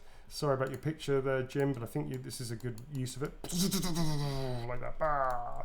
And the whole bridge explodes with a whole bunch of skeletons like crawling over it and crawling over this dude who obviously is now dead. And it's now sort of collapses into the vast force there. And this guy starts like winging it back down the... Jesus Christ, Neil, what the hell's happened here? So he sort of wings it back to this way. He sort of says something in Cassidy, and he sort of sees you, gives you the thumbs up, Bondo, because you sort of peek out to hear this explosion. He gives you the old, like, dwarfish thumbs up, and is now legging it down this pathway towards, down south, basically, to follow the rest of you. New round, I guess. Dell, you hear this mighty explosion from behind you, from behind the escargot. You are actually holding onto the escargot. You see Tom to the right, who just sort of appears like almost like he's just accelerated like a car, like that. And he just gives you a little wave, and he's just like staring at you, like, and just blinks and gives you a little wave. Hello.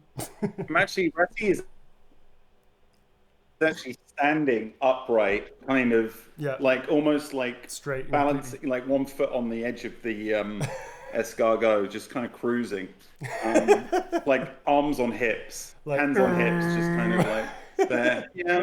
Yeah. Mabel looking proud, really ferrets on shoulders, just looking very, very confident about his choices right now. A rock star. So, mind you, sailing straight towards a waterfall, so this is all going to go absolutely horribly wrong. But right now, Patty is having a good time. By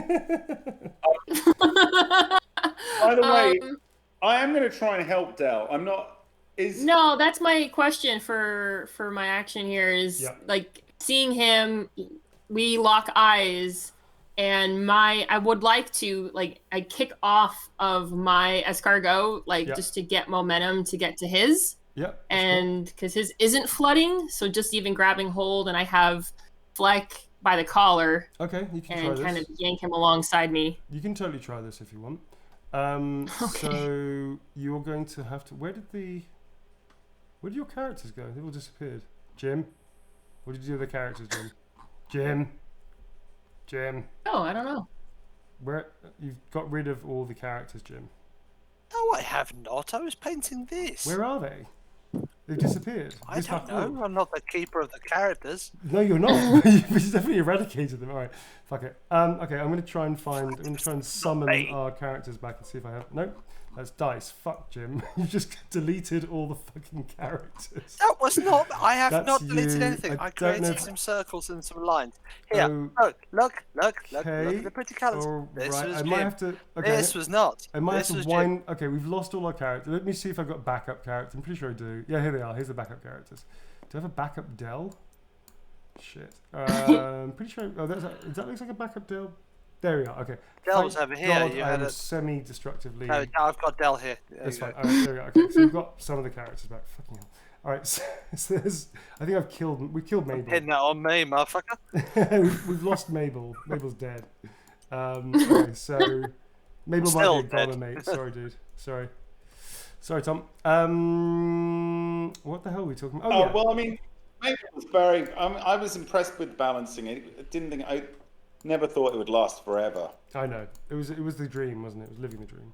Okay, so what do you want to do, Del? What's your plan? What I described is just kind of like locking eyes with Tom so you can see my intention, and kicking off of my escargot. Because I'm assuming mine is mine sinking, or is it just half full of water? Like it's definitely sinking. It's starting to fill up. Yeah, you know when something loses its buoyancy and it gets to the tipping point of it, it's just going to be dragged under because it has no buoyancy left. It's getting to that point now. Right. Well, I don't really have a choice to try and get to an escargot that is not like sinking. So, kicking off of mine to get that like push off and get to his. Okay. It's going to be even clinging to the side. Do you have acrobatics or anything could be? I do have acrobatics, yes. Okay. Do you have swim or anything like that? I don't have swim. I'll give you. It's underwater, and there is such a thing as like acro yoga in water and stuff like that, which is really weird. But anyway, people do it. Pregnant people do it. So let's just say that it is like a +5 to your initiative because it ain't that great, but it's something that you are very physically nimble and capable and strong, like good core strength. So I'm going to give you +5 to your roll, and you'll be able to push off, dragging the dog with you, which is also a bit of a dead weight, and grab hold of Ratty's escargot. Okay? We've also... So +5 to your initiative. I've tried to drown you before, so you're good at this. Yeah, you'll be fine. What's your initiative? My initiative is 69. 69. Okay, cool. 23. Nice. Easy for you. Okay, you do push off and you manage to like drag the dog with you, and you grab hold of the edge of Ratty's escargot, and you manage to find a good handhold despite it being water, despite you like literally pushing off into a rapid, into like just post rapids momentum. You manage to grab hold of the escargot, and holding on. It sort of takes a lot of strength, but you manage to like find a how and hold. You're not going to be able to hold on too long because the other arm is actually dragging behind you with the dog. How much is your strength, by the way? Strength is 4. I'm going to give you 3 rounds to be able to hold on, and then you're going to have to make a strength test to be able to hold on, or you'll let go. Okay. Cool. So it's about, can I try and climb? Seconds. Can I climb inside of it, or am I just hanging off? Because I do have climb. You're hanging off at the moment, but you're dragging a dog behind you. The dog is not holding on to anything. The dog is you're holding on to the escargot, and you're holding on to the dog, which is now like paddling behind you to save its life by the collar. Yep. So you're like dragging it along with you, basically. Okay. Ratty, it's now your go, sir. So Della's hanging on to my escargot, yeah? Yep. So I get the dog. It's kind of like this. It's like Ratty. This is so out of proportion. That dog is so fucking massive. So it's like Ratty. It's like Ratty, then Dell, then the dog is trailing behind her, being held onto her by the collar. It's like that. That's where you're at. Oops, shit. Get the idea? Yeah. Is there a way? I mean, I'm going to go and obviously help her sort of firstly grab hold of one of her arms, but I'm going to try and suggest, and I don't know how she can do it, but I'm going to sort of say swing, if she can swing Fleck around so that I can grab hold of him and pull him in. Yeah, sure. Yeah. Basically, so I'm going to hold on to her arm with one hand and like reach out for Fleck and just sort of. She's going to have to swing him though.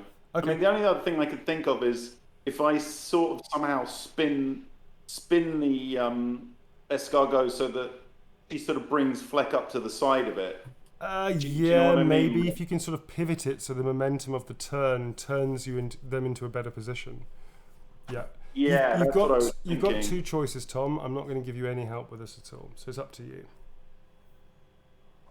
And I wouldn't. You're not allowed to confer with Blue because it ain't that kind of thing right now. Okay, as to what she thinks the better idea would be. It's something that pops into your head as inspiration, so you have to make the call on this one.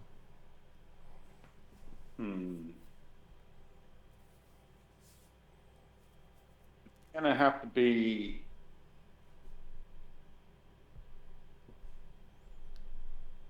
Why don't I tell you what?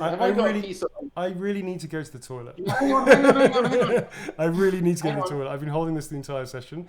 Can you two? I will allow you to. Really? I'm going to say it, dude. Okay, all right. You were not prepared for this episode at all. Dude, I've been running. Do you know how many projects I'm on right now? It's fucking insane. I'm running ragged, sir. I almost cancelled today. I know. We should get you some like Vagabond nappies.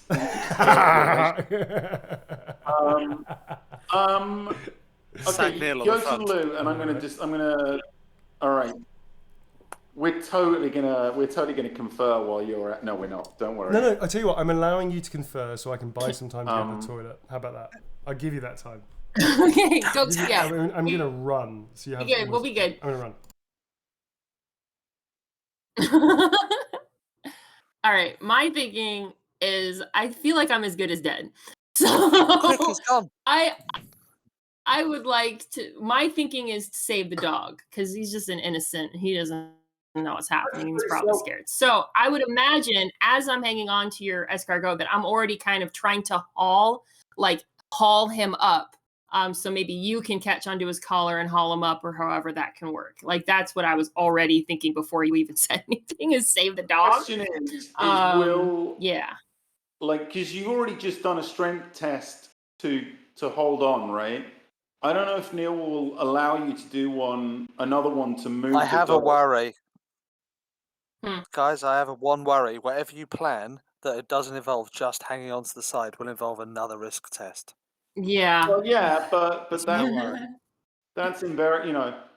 My thinking is if there is a piece of wood, like an oar or whatever people have been using as paddles in the escargot, if I grab hold of that and stick that into the water in a certain way, it will cause the coracle to the escargot to rotate in a way that would bring Fleck closer to the side, and then I can probably grab him and pull him in.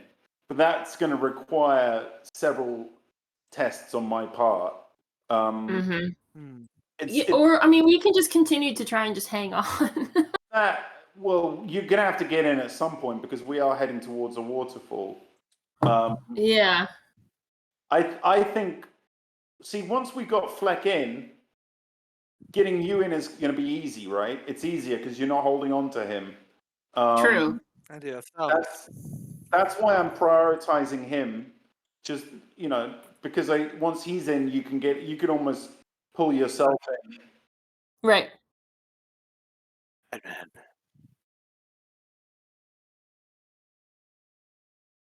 We just had a ethics debate.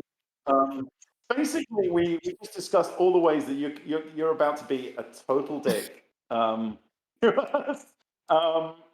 It's true. Neil, is there a piece of wood like the paddles that other people have been using in their escargots? Is there one in mine? Neil, there is one. Okay. I'm going to grab hold of it and I'm going to stick it into the water and against the flow of the water in an attempt to rotate the coracle, the escargot, to bring to rotate it so that Fleck is up alongside it.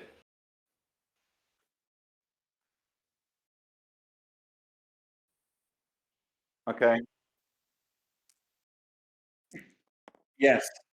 Yes. It is. All right. Over here.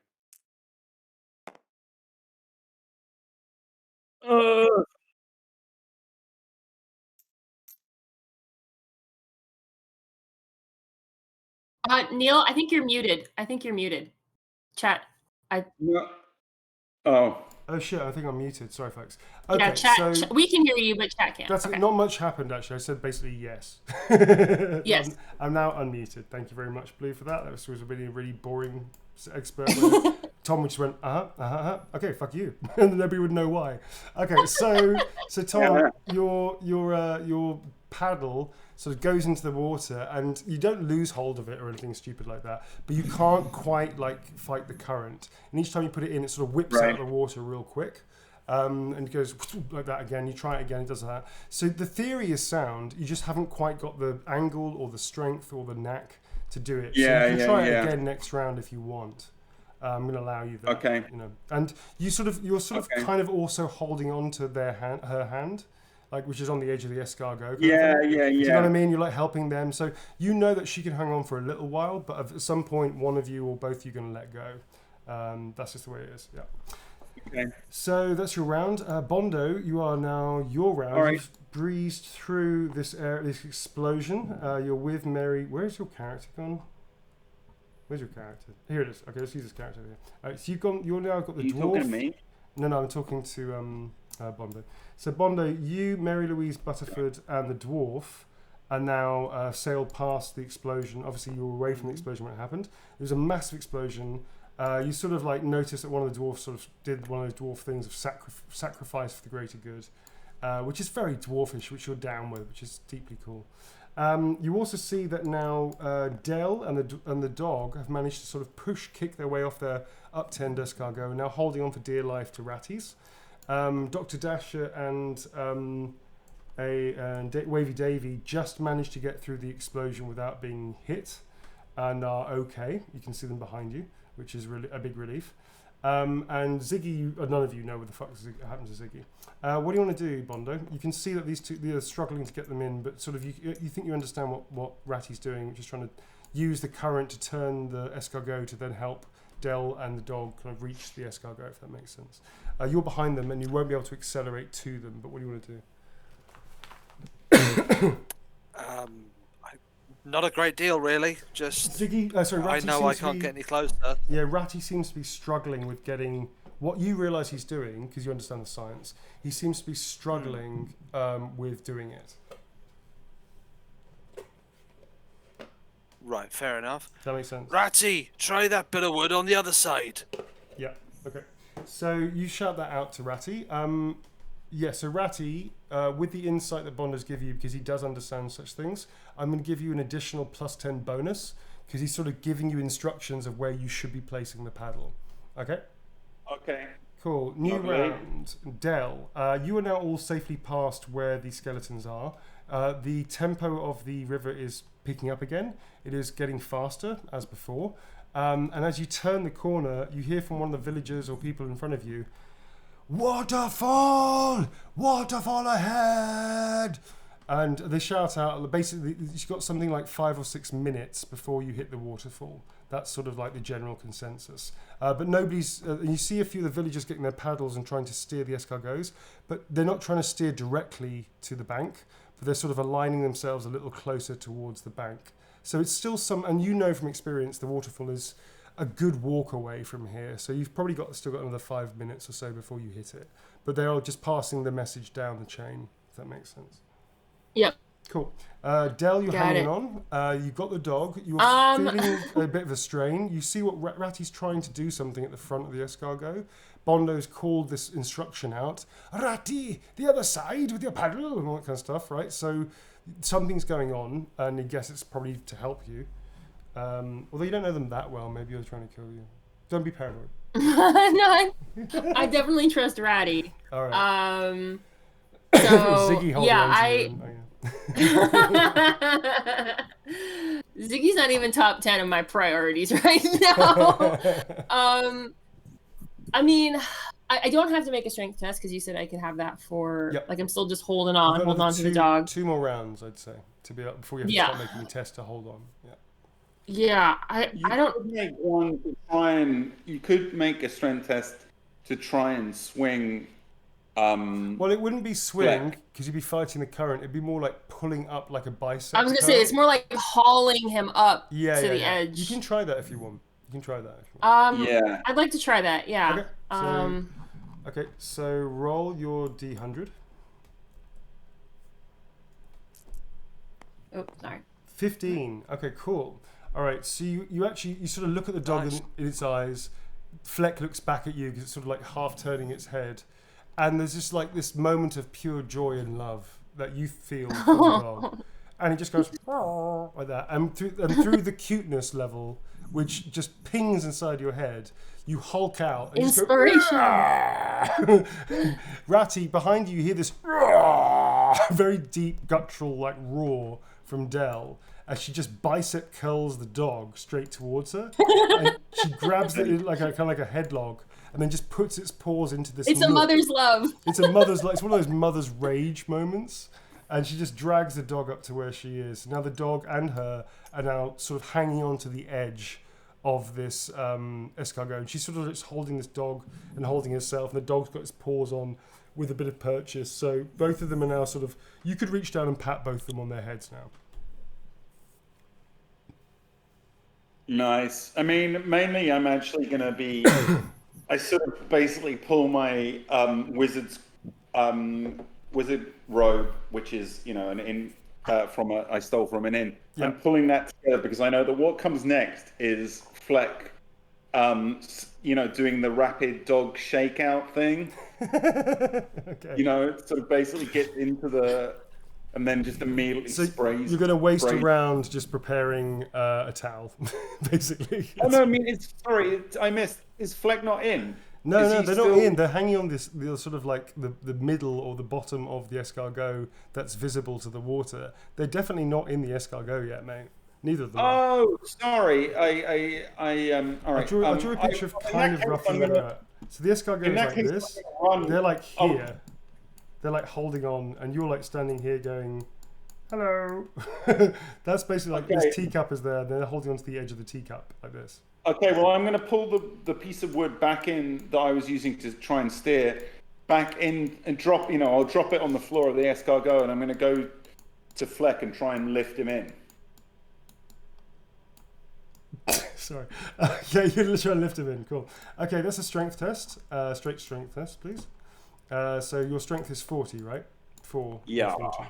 Cool. Yeah. So roll your dice. 30. Yes! Oh my god, you are 30. killing the rolls today, sir. Yay! Nice one. Oh Okay, my so gosh. you drag the dog into the escargot. It immediately starts like, and like just starts and just like lapping your face, and it's got a really rough tongue, but I guess that's like a sign of gratitude. And you're a hippie that loves animals. You're down with it. You're digging the dog affection. So you managed to do that. Dell is still hanging on, but you also the drag. But dude, I can tell you as well. Yeah. Dude, Neil. Yeah, and what you said you can tell me as well. Go Neil. ahead, mate. And he's gone again. Tom? Sorry. Oh. No, I was going to say the first thing a dog You will cut always, out again. the first thing a dog will do when it gets out of water, whenever it gets out of water, is the shake off. Yeah. It's going to shake off. It's going to shake off and cover me in water. But that's all right. I'm happy. He's in. I can It's simulate good. Then that, he can Tom. lick me. Tom, I can simulate that. Do you want to look at the model? Look, see, ready? Yeah. Yeah. And now it's on your head. All right. Okay, amazing. I'm not going to roll for soaking. I'm just going to Animals on assume. Ratty's head, a series. Yeah, I'm just going to assume that you're automatically soaked to the bone. Yeah. Cool. Yeah. It does that. He's a big dog. There's going to be a lot of water. Yeah. It then pops its paws on the edge and just looks down and goes like that, and just looks down at Dell. Dell, I'm going to say you've got one more round of strength left in you before you can't hold on and you have to start doing tests. Okay, so that's your round. Next up is Bondo, actually. Yeah, Bondo, you sort of see the dog being hauled in. Dell did this sort of hulking action and dragged the dog towards her, and then Ratty pulled it up. You're now sort of holding on for dear life. You can see up ahead that the waterfalls are coming towards you. Now might be a good time, as you probably realise, to start edging towards the banks to try and get out of here before those things go over the waterfall. Okay, well, that is what I'm going to do then. All right, so I'd like you to make a row test. Using my plank.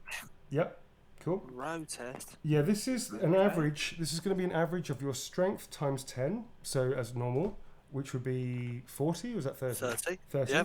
Yeah. Then what is your initiative? 30. Initiative is 30 as well? What's your initiative? No, my initiative is 23. So average of 20, what is that? And my maths is failing me. So 30 and 23 averaged. 26. 26? Okay, so let's go Yeah. plussing the ore, that's 36. And do you have any river skills at all? None whatsoever. It's cool. So you have a 36% chance of steering the escargot. So we're going to go for a 36, and you can make your first test now. Nice, 19, very cool. Okay, so you sort of steer the escargot quite harshly, and it immediately sort of jerks to the right-hand side, to the western bank, I would say. And I'm going to just like start drawing you on the sort of bankometer over here, I guess.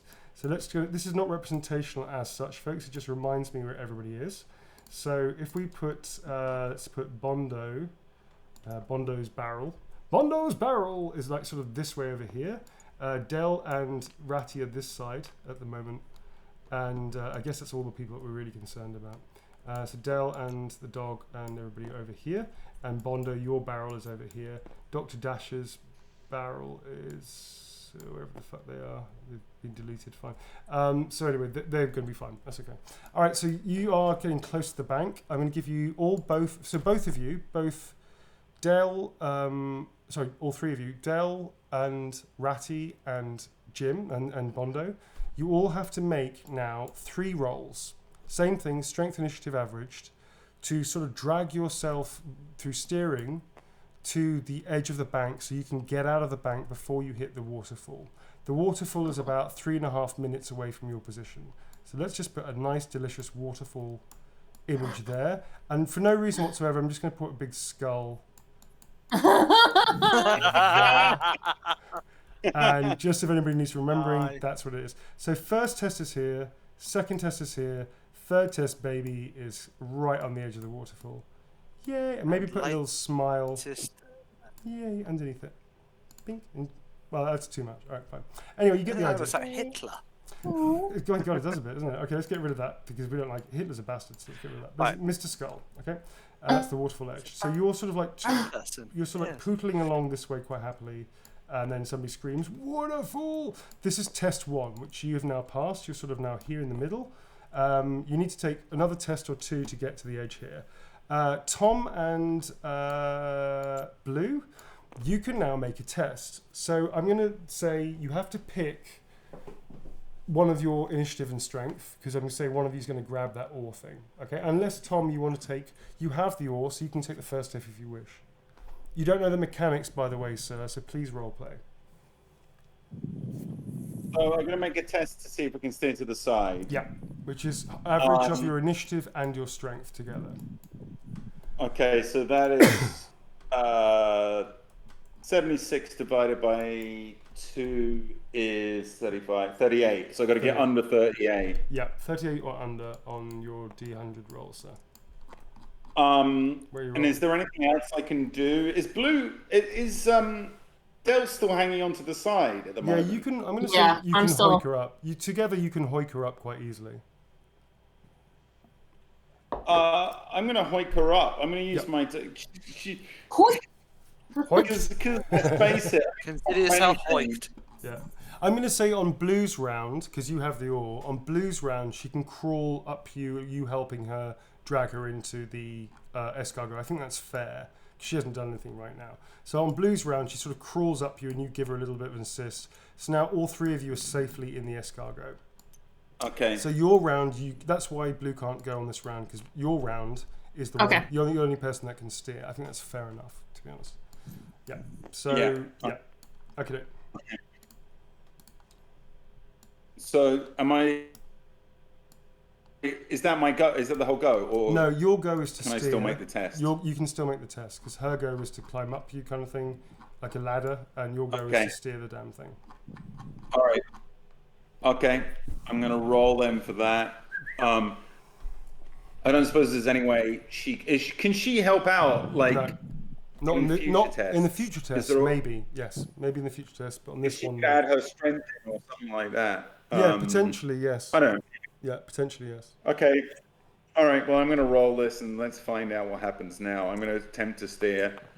67. What's your... 36, right? That's a failure. Okay, so okay, that's a fail. So you sort of... You drift on, and you sort of fight in the current, but because you were dragging her inside the escargot, you couldn't really like do much steering, because obviously half your time was spent trying to get her and not step on the dog, etc., and just drag her into the escargot kind of thing. So that's the first test. I love it if we managed to save Black and Blue, like pull them into the escargot, and then the escargot is just going to shoot straight over the water. Wouldn't it be awesome? I know, we can only hope. Okay, next up is we're going to start to Bondo. Army is just feeling like we should just brace ourselves and go for it. Next up is Bondo. That's Bondo's go. Bondo, right, your turn, sir. Same first thing roll? Again. Yep, first roll. 61. Buff. That's a fail, right? Yeah, that's a no. Okay, so you just sort of carry on the trajectory you are. You are close enough that maybe one more and you should be fine. But the second one, you failed the second one, succeeded the first. So you're sort of getting closer. You're very, very close to the edge. One more success and you'll have done it. Okay? Make sense? Jim? Yeah. Did you hear that? Okay. So don't roll just yet. Don't roll just yet. This is per round. Your sound is crap tonight, Neil. Is it? I don't know if it is actually. Maybe it connects. That's what I asked. Yep. Okay. So your sound is shocking tonight. I can only apologise for my sound. So your roll, you don't need to make another roll until next round. So next up is Tom and Blue. What are you going to do this time, folks? So is there a way that Blue can kind of contribute? I would imagine we could work together and like combine. Yeah, I'd say so. Yeah. Yes. That's a yes. So what could she contribute? Like how much will that change the roll by? What's the average of your strength? What's your strengths? I have a 4. Both 4, so your our strength average would is- be 4. So your strength is still 4. What's the and what's Yeah. your initiative, please? 69, right? Yeah. And what's your initiative, please, Tom? My initiative is 36, so much lower. Okay, so your new initiative is now 52. So you now have a higher Yeah. initiative, same strength, I'm going to say. Or I'm going to increase your strength to 5. I think that's fair. So your strength of 5 and 52 initiative. So your average is 51. Okay, so you have got a bump now, like of good 15 points or something. So that's now her helping you out with your trying to steer together to get out of the way of the waterfall. So that's your All new right. goal. It's 51. Do you want to roll it or does Blue want to roll it? Blue, do you want to roll it?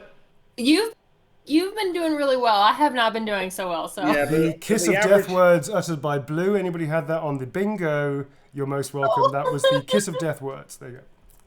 The law of averages says that I'm not going to do so well. all and right. you- Well, it's all the same. So I'll you I'll do do this it. one, and then All right, 51 or under. Ooh, very close to a failure. Okay, that's 14. That's a pass. Very good. Okay. Hey! Good job, folks. All right, so you are now also the sort of same place that Bondo is. You're sort of in that line. One more success from both. If you get a success next, you are both safe. If one of you fails, well, let's just see No what happens. pressure. No pressure No at all. pressure. Bondo, it is now your go, sir.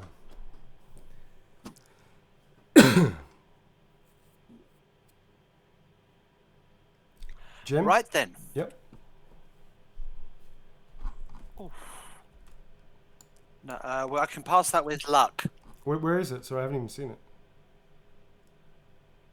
32. If my luck holds. Ah, if your luck holds, that's what you mean. If your luck holds, your luck does hold.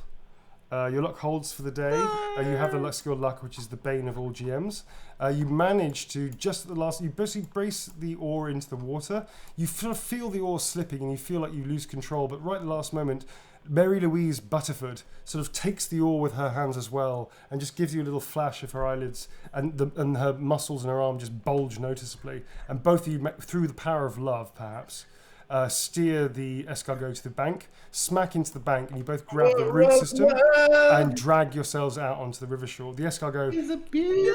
the power of love, and the escargot you just see hits the edge of the waterfall, kicks up into the air, and just spins round like this, and then just disappears over to the edge. Tom, you also see that. Nice. Yeah, but then you see Well, you see the escargot kick into the side of the rocks, pinwheel over, and then just disappear below. Part of me still wants to go over the waterfall, but we're safe, aren't we? We're safe. I don't know what you. Kind of. Perfect. Kinda. Why are we kind of safe? What? Well, can't you remember what's there? I know Can't this you is. remember what is there? I do remember what's there because we went scouting there. But Yes. just we are all on the side right now. You're not. Neil, You're we not. passed the test. Yeah, but you got one more to go. Bondo just made his third test. You still have a third test to do, sir. Oh shit! I didn't realize we had to. I thought we just had to pass one test. No, sir. No, that is not true. Three tests, mate. 3 tests. You got We one have to test pass left. one more. You have to We pass have one more. test left. It's Yeah. all you, Tom. It's all you, Tom. Is it You can still, do it. Is it still 51? Yep. Neil. Still 51, sir. Okay. All right. I'm rolling I would suggest now. that Tom rolls it, not Blue, because Tom has the luck skill. and I've Blue got does luck not. as well, Yeah. so which will help. Yeah. Potentially, if I don't roll an absolute stinker. Here we go. 95! Oh, Okay. All right, dude. oh, hang on. But you My missed the brain- crit by a point. You missed the missed crit by a point. Maybe if you want Oh a plus, my do you want God. a plus 10 just to see what would happen on a crit? No. No. No. All right. So Tom, No. I'm going to allow you one action as you suddenly realise you kind of fucked up, and you sort of carry on like zooming towards the waterfall. You all everybody has one action they can Before take. me, I've got to say, Blue, I'm really sorry, Blue, that you're in this with me. Part of me wanted to go over this waterfall. And You he- know, Maybe I- let's just fucking do it. Okay, I look at Blue and I look at Fleck and I just say, brace, you bastards, brace. And we just gonna hunker down and Tom, just have you like got any?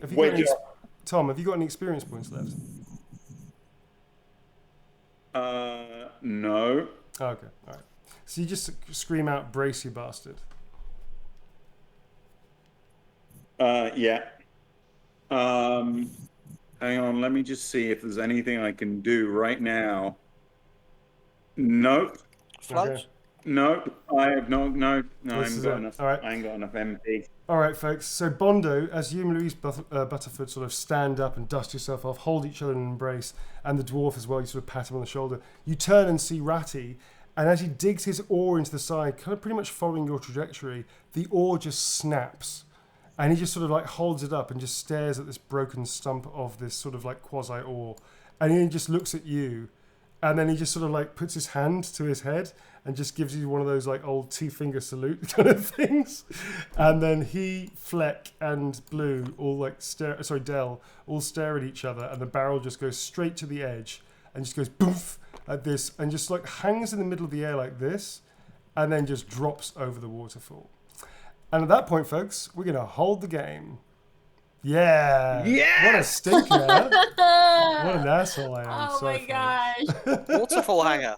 Waterfall hanger. Waterfall hanger. I kind of love that. Hey, look, listen. There's a lot of people who've gone over the waterfalls in barrels and lived to tell the tale. Do you know what I mean? This is I'm true. not feeling. It's true. You don't know. You could be like I'm not completely feeling- fine. How many? Do you know how many feet high is the waterfall? A Like, good how- few hundred. Yeah, how high is this waterfall? It's a No. good few hundred feet. It's a big fucking waterfall. It ain't like, oh, it's a waterfall by name. 200. It's a couple hundred feet. It's fucking Niagara, enormous. right? Holy Oh my shit. god. It's not quite as big as Niagara, but it ain't far off. It's a We're big going fucking waterfall. flying. We're going flying. You're gonna I go love it. flying. So on This is where it's all led to, folks. how do I kill the vagabonds? A big fucking waterfall. Nobody can argue that. Falling damage is actually the most dangerous damage of all because you can't like defend against it in the slightest. As an FYI, Niagara Falls is only 167 feet. I'm gonna say this is 152. Yeah, so- It's 152 feet. So Okay. it's not so. Remember that, folks. Remember your GM did not make this waterfall as big as Niagara. I'm just saying that's fair, right? 152 feet, give or take a few inches here or there. All right, folks. Well, that's been an interesting ride and a very different Oh type my of feel Lord. for our adventure, but I kind of like that.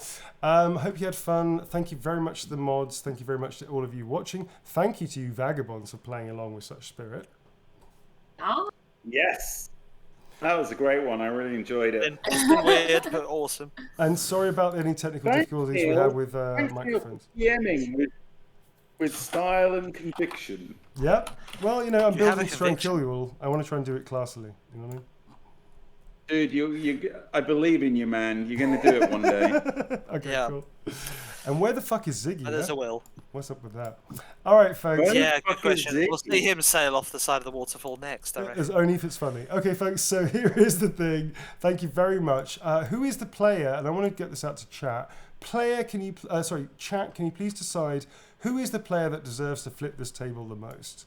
I'm going to give you a couple of seconds just to have a quick look at the chat. Fleck is the player that deserves to... All right, we are going to flip the table, then we are going to raid as well, folks, because I know I'm really terrible at that. So we're going to try and raid as well. But if you can tell us who is the player that deserves to flip this table the most, Fleck is not a thing, folks. Well, I guess Fleck is a thing. no, it's going to be... it's Tom. I think it's Tom, Tom. Fleck. I see Tom. Fleck will be blue, basically. Is it Mabel. like Mabel, Mabel. Jim, Tom. I think Tom has it by the nose. Sorry, by a chicken's nose. All right, Tom, it's Tom, your you shot. rolled You so got it. well today, even You though did. the last one, You're but the- you rolled really well. I'm flipping this bitch. All right, oh, it's so beautiful. All right, we are going to very quickly raid. Down the waterfall. So if anybody, So- we're going to quickly raid. So I need to find somebody to raid, unless you can do that blue for us, because I'm terrible at this. Well, I mean, we could raid Brian and Amelia just because they just started do RE8 it today. Let's do it. We're going to raid Do out it? there. Let's All right, do folks. it. They're Brian playing- Amelia Descartes from Detroit. Thank you very much for playing along, folks. Stay well, stay safe. We're going to be back at some point in this week, depending on my schedule and Tom's schedule. We're going to play RE Village as well. Stay well. Thanks so much for Yes. joining us. Bye, Vagabonds. Bye, Nice bye, one. thank you. Hit it.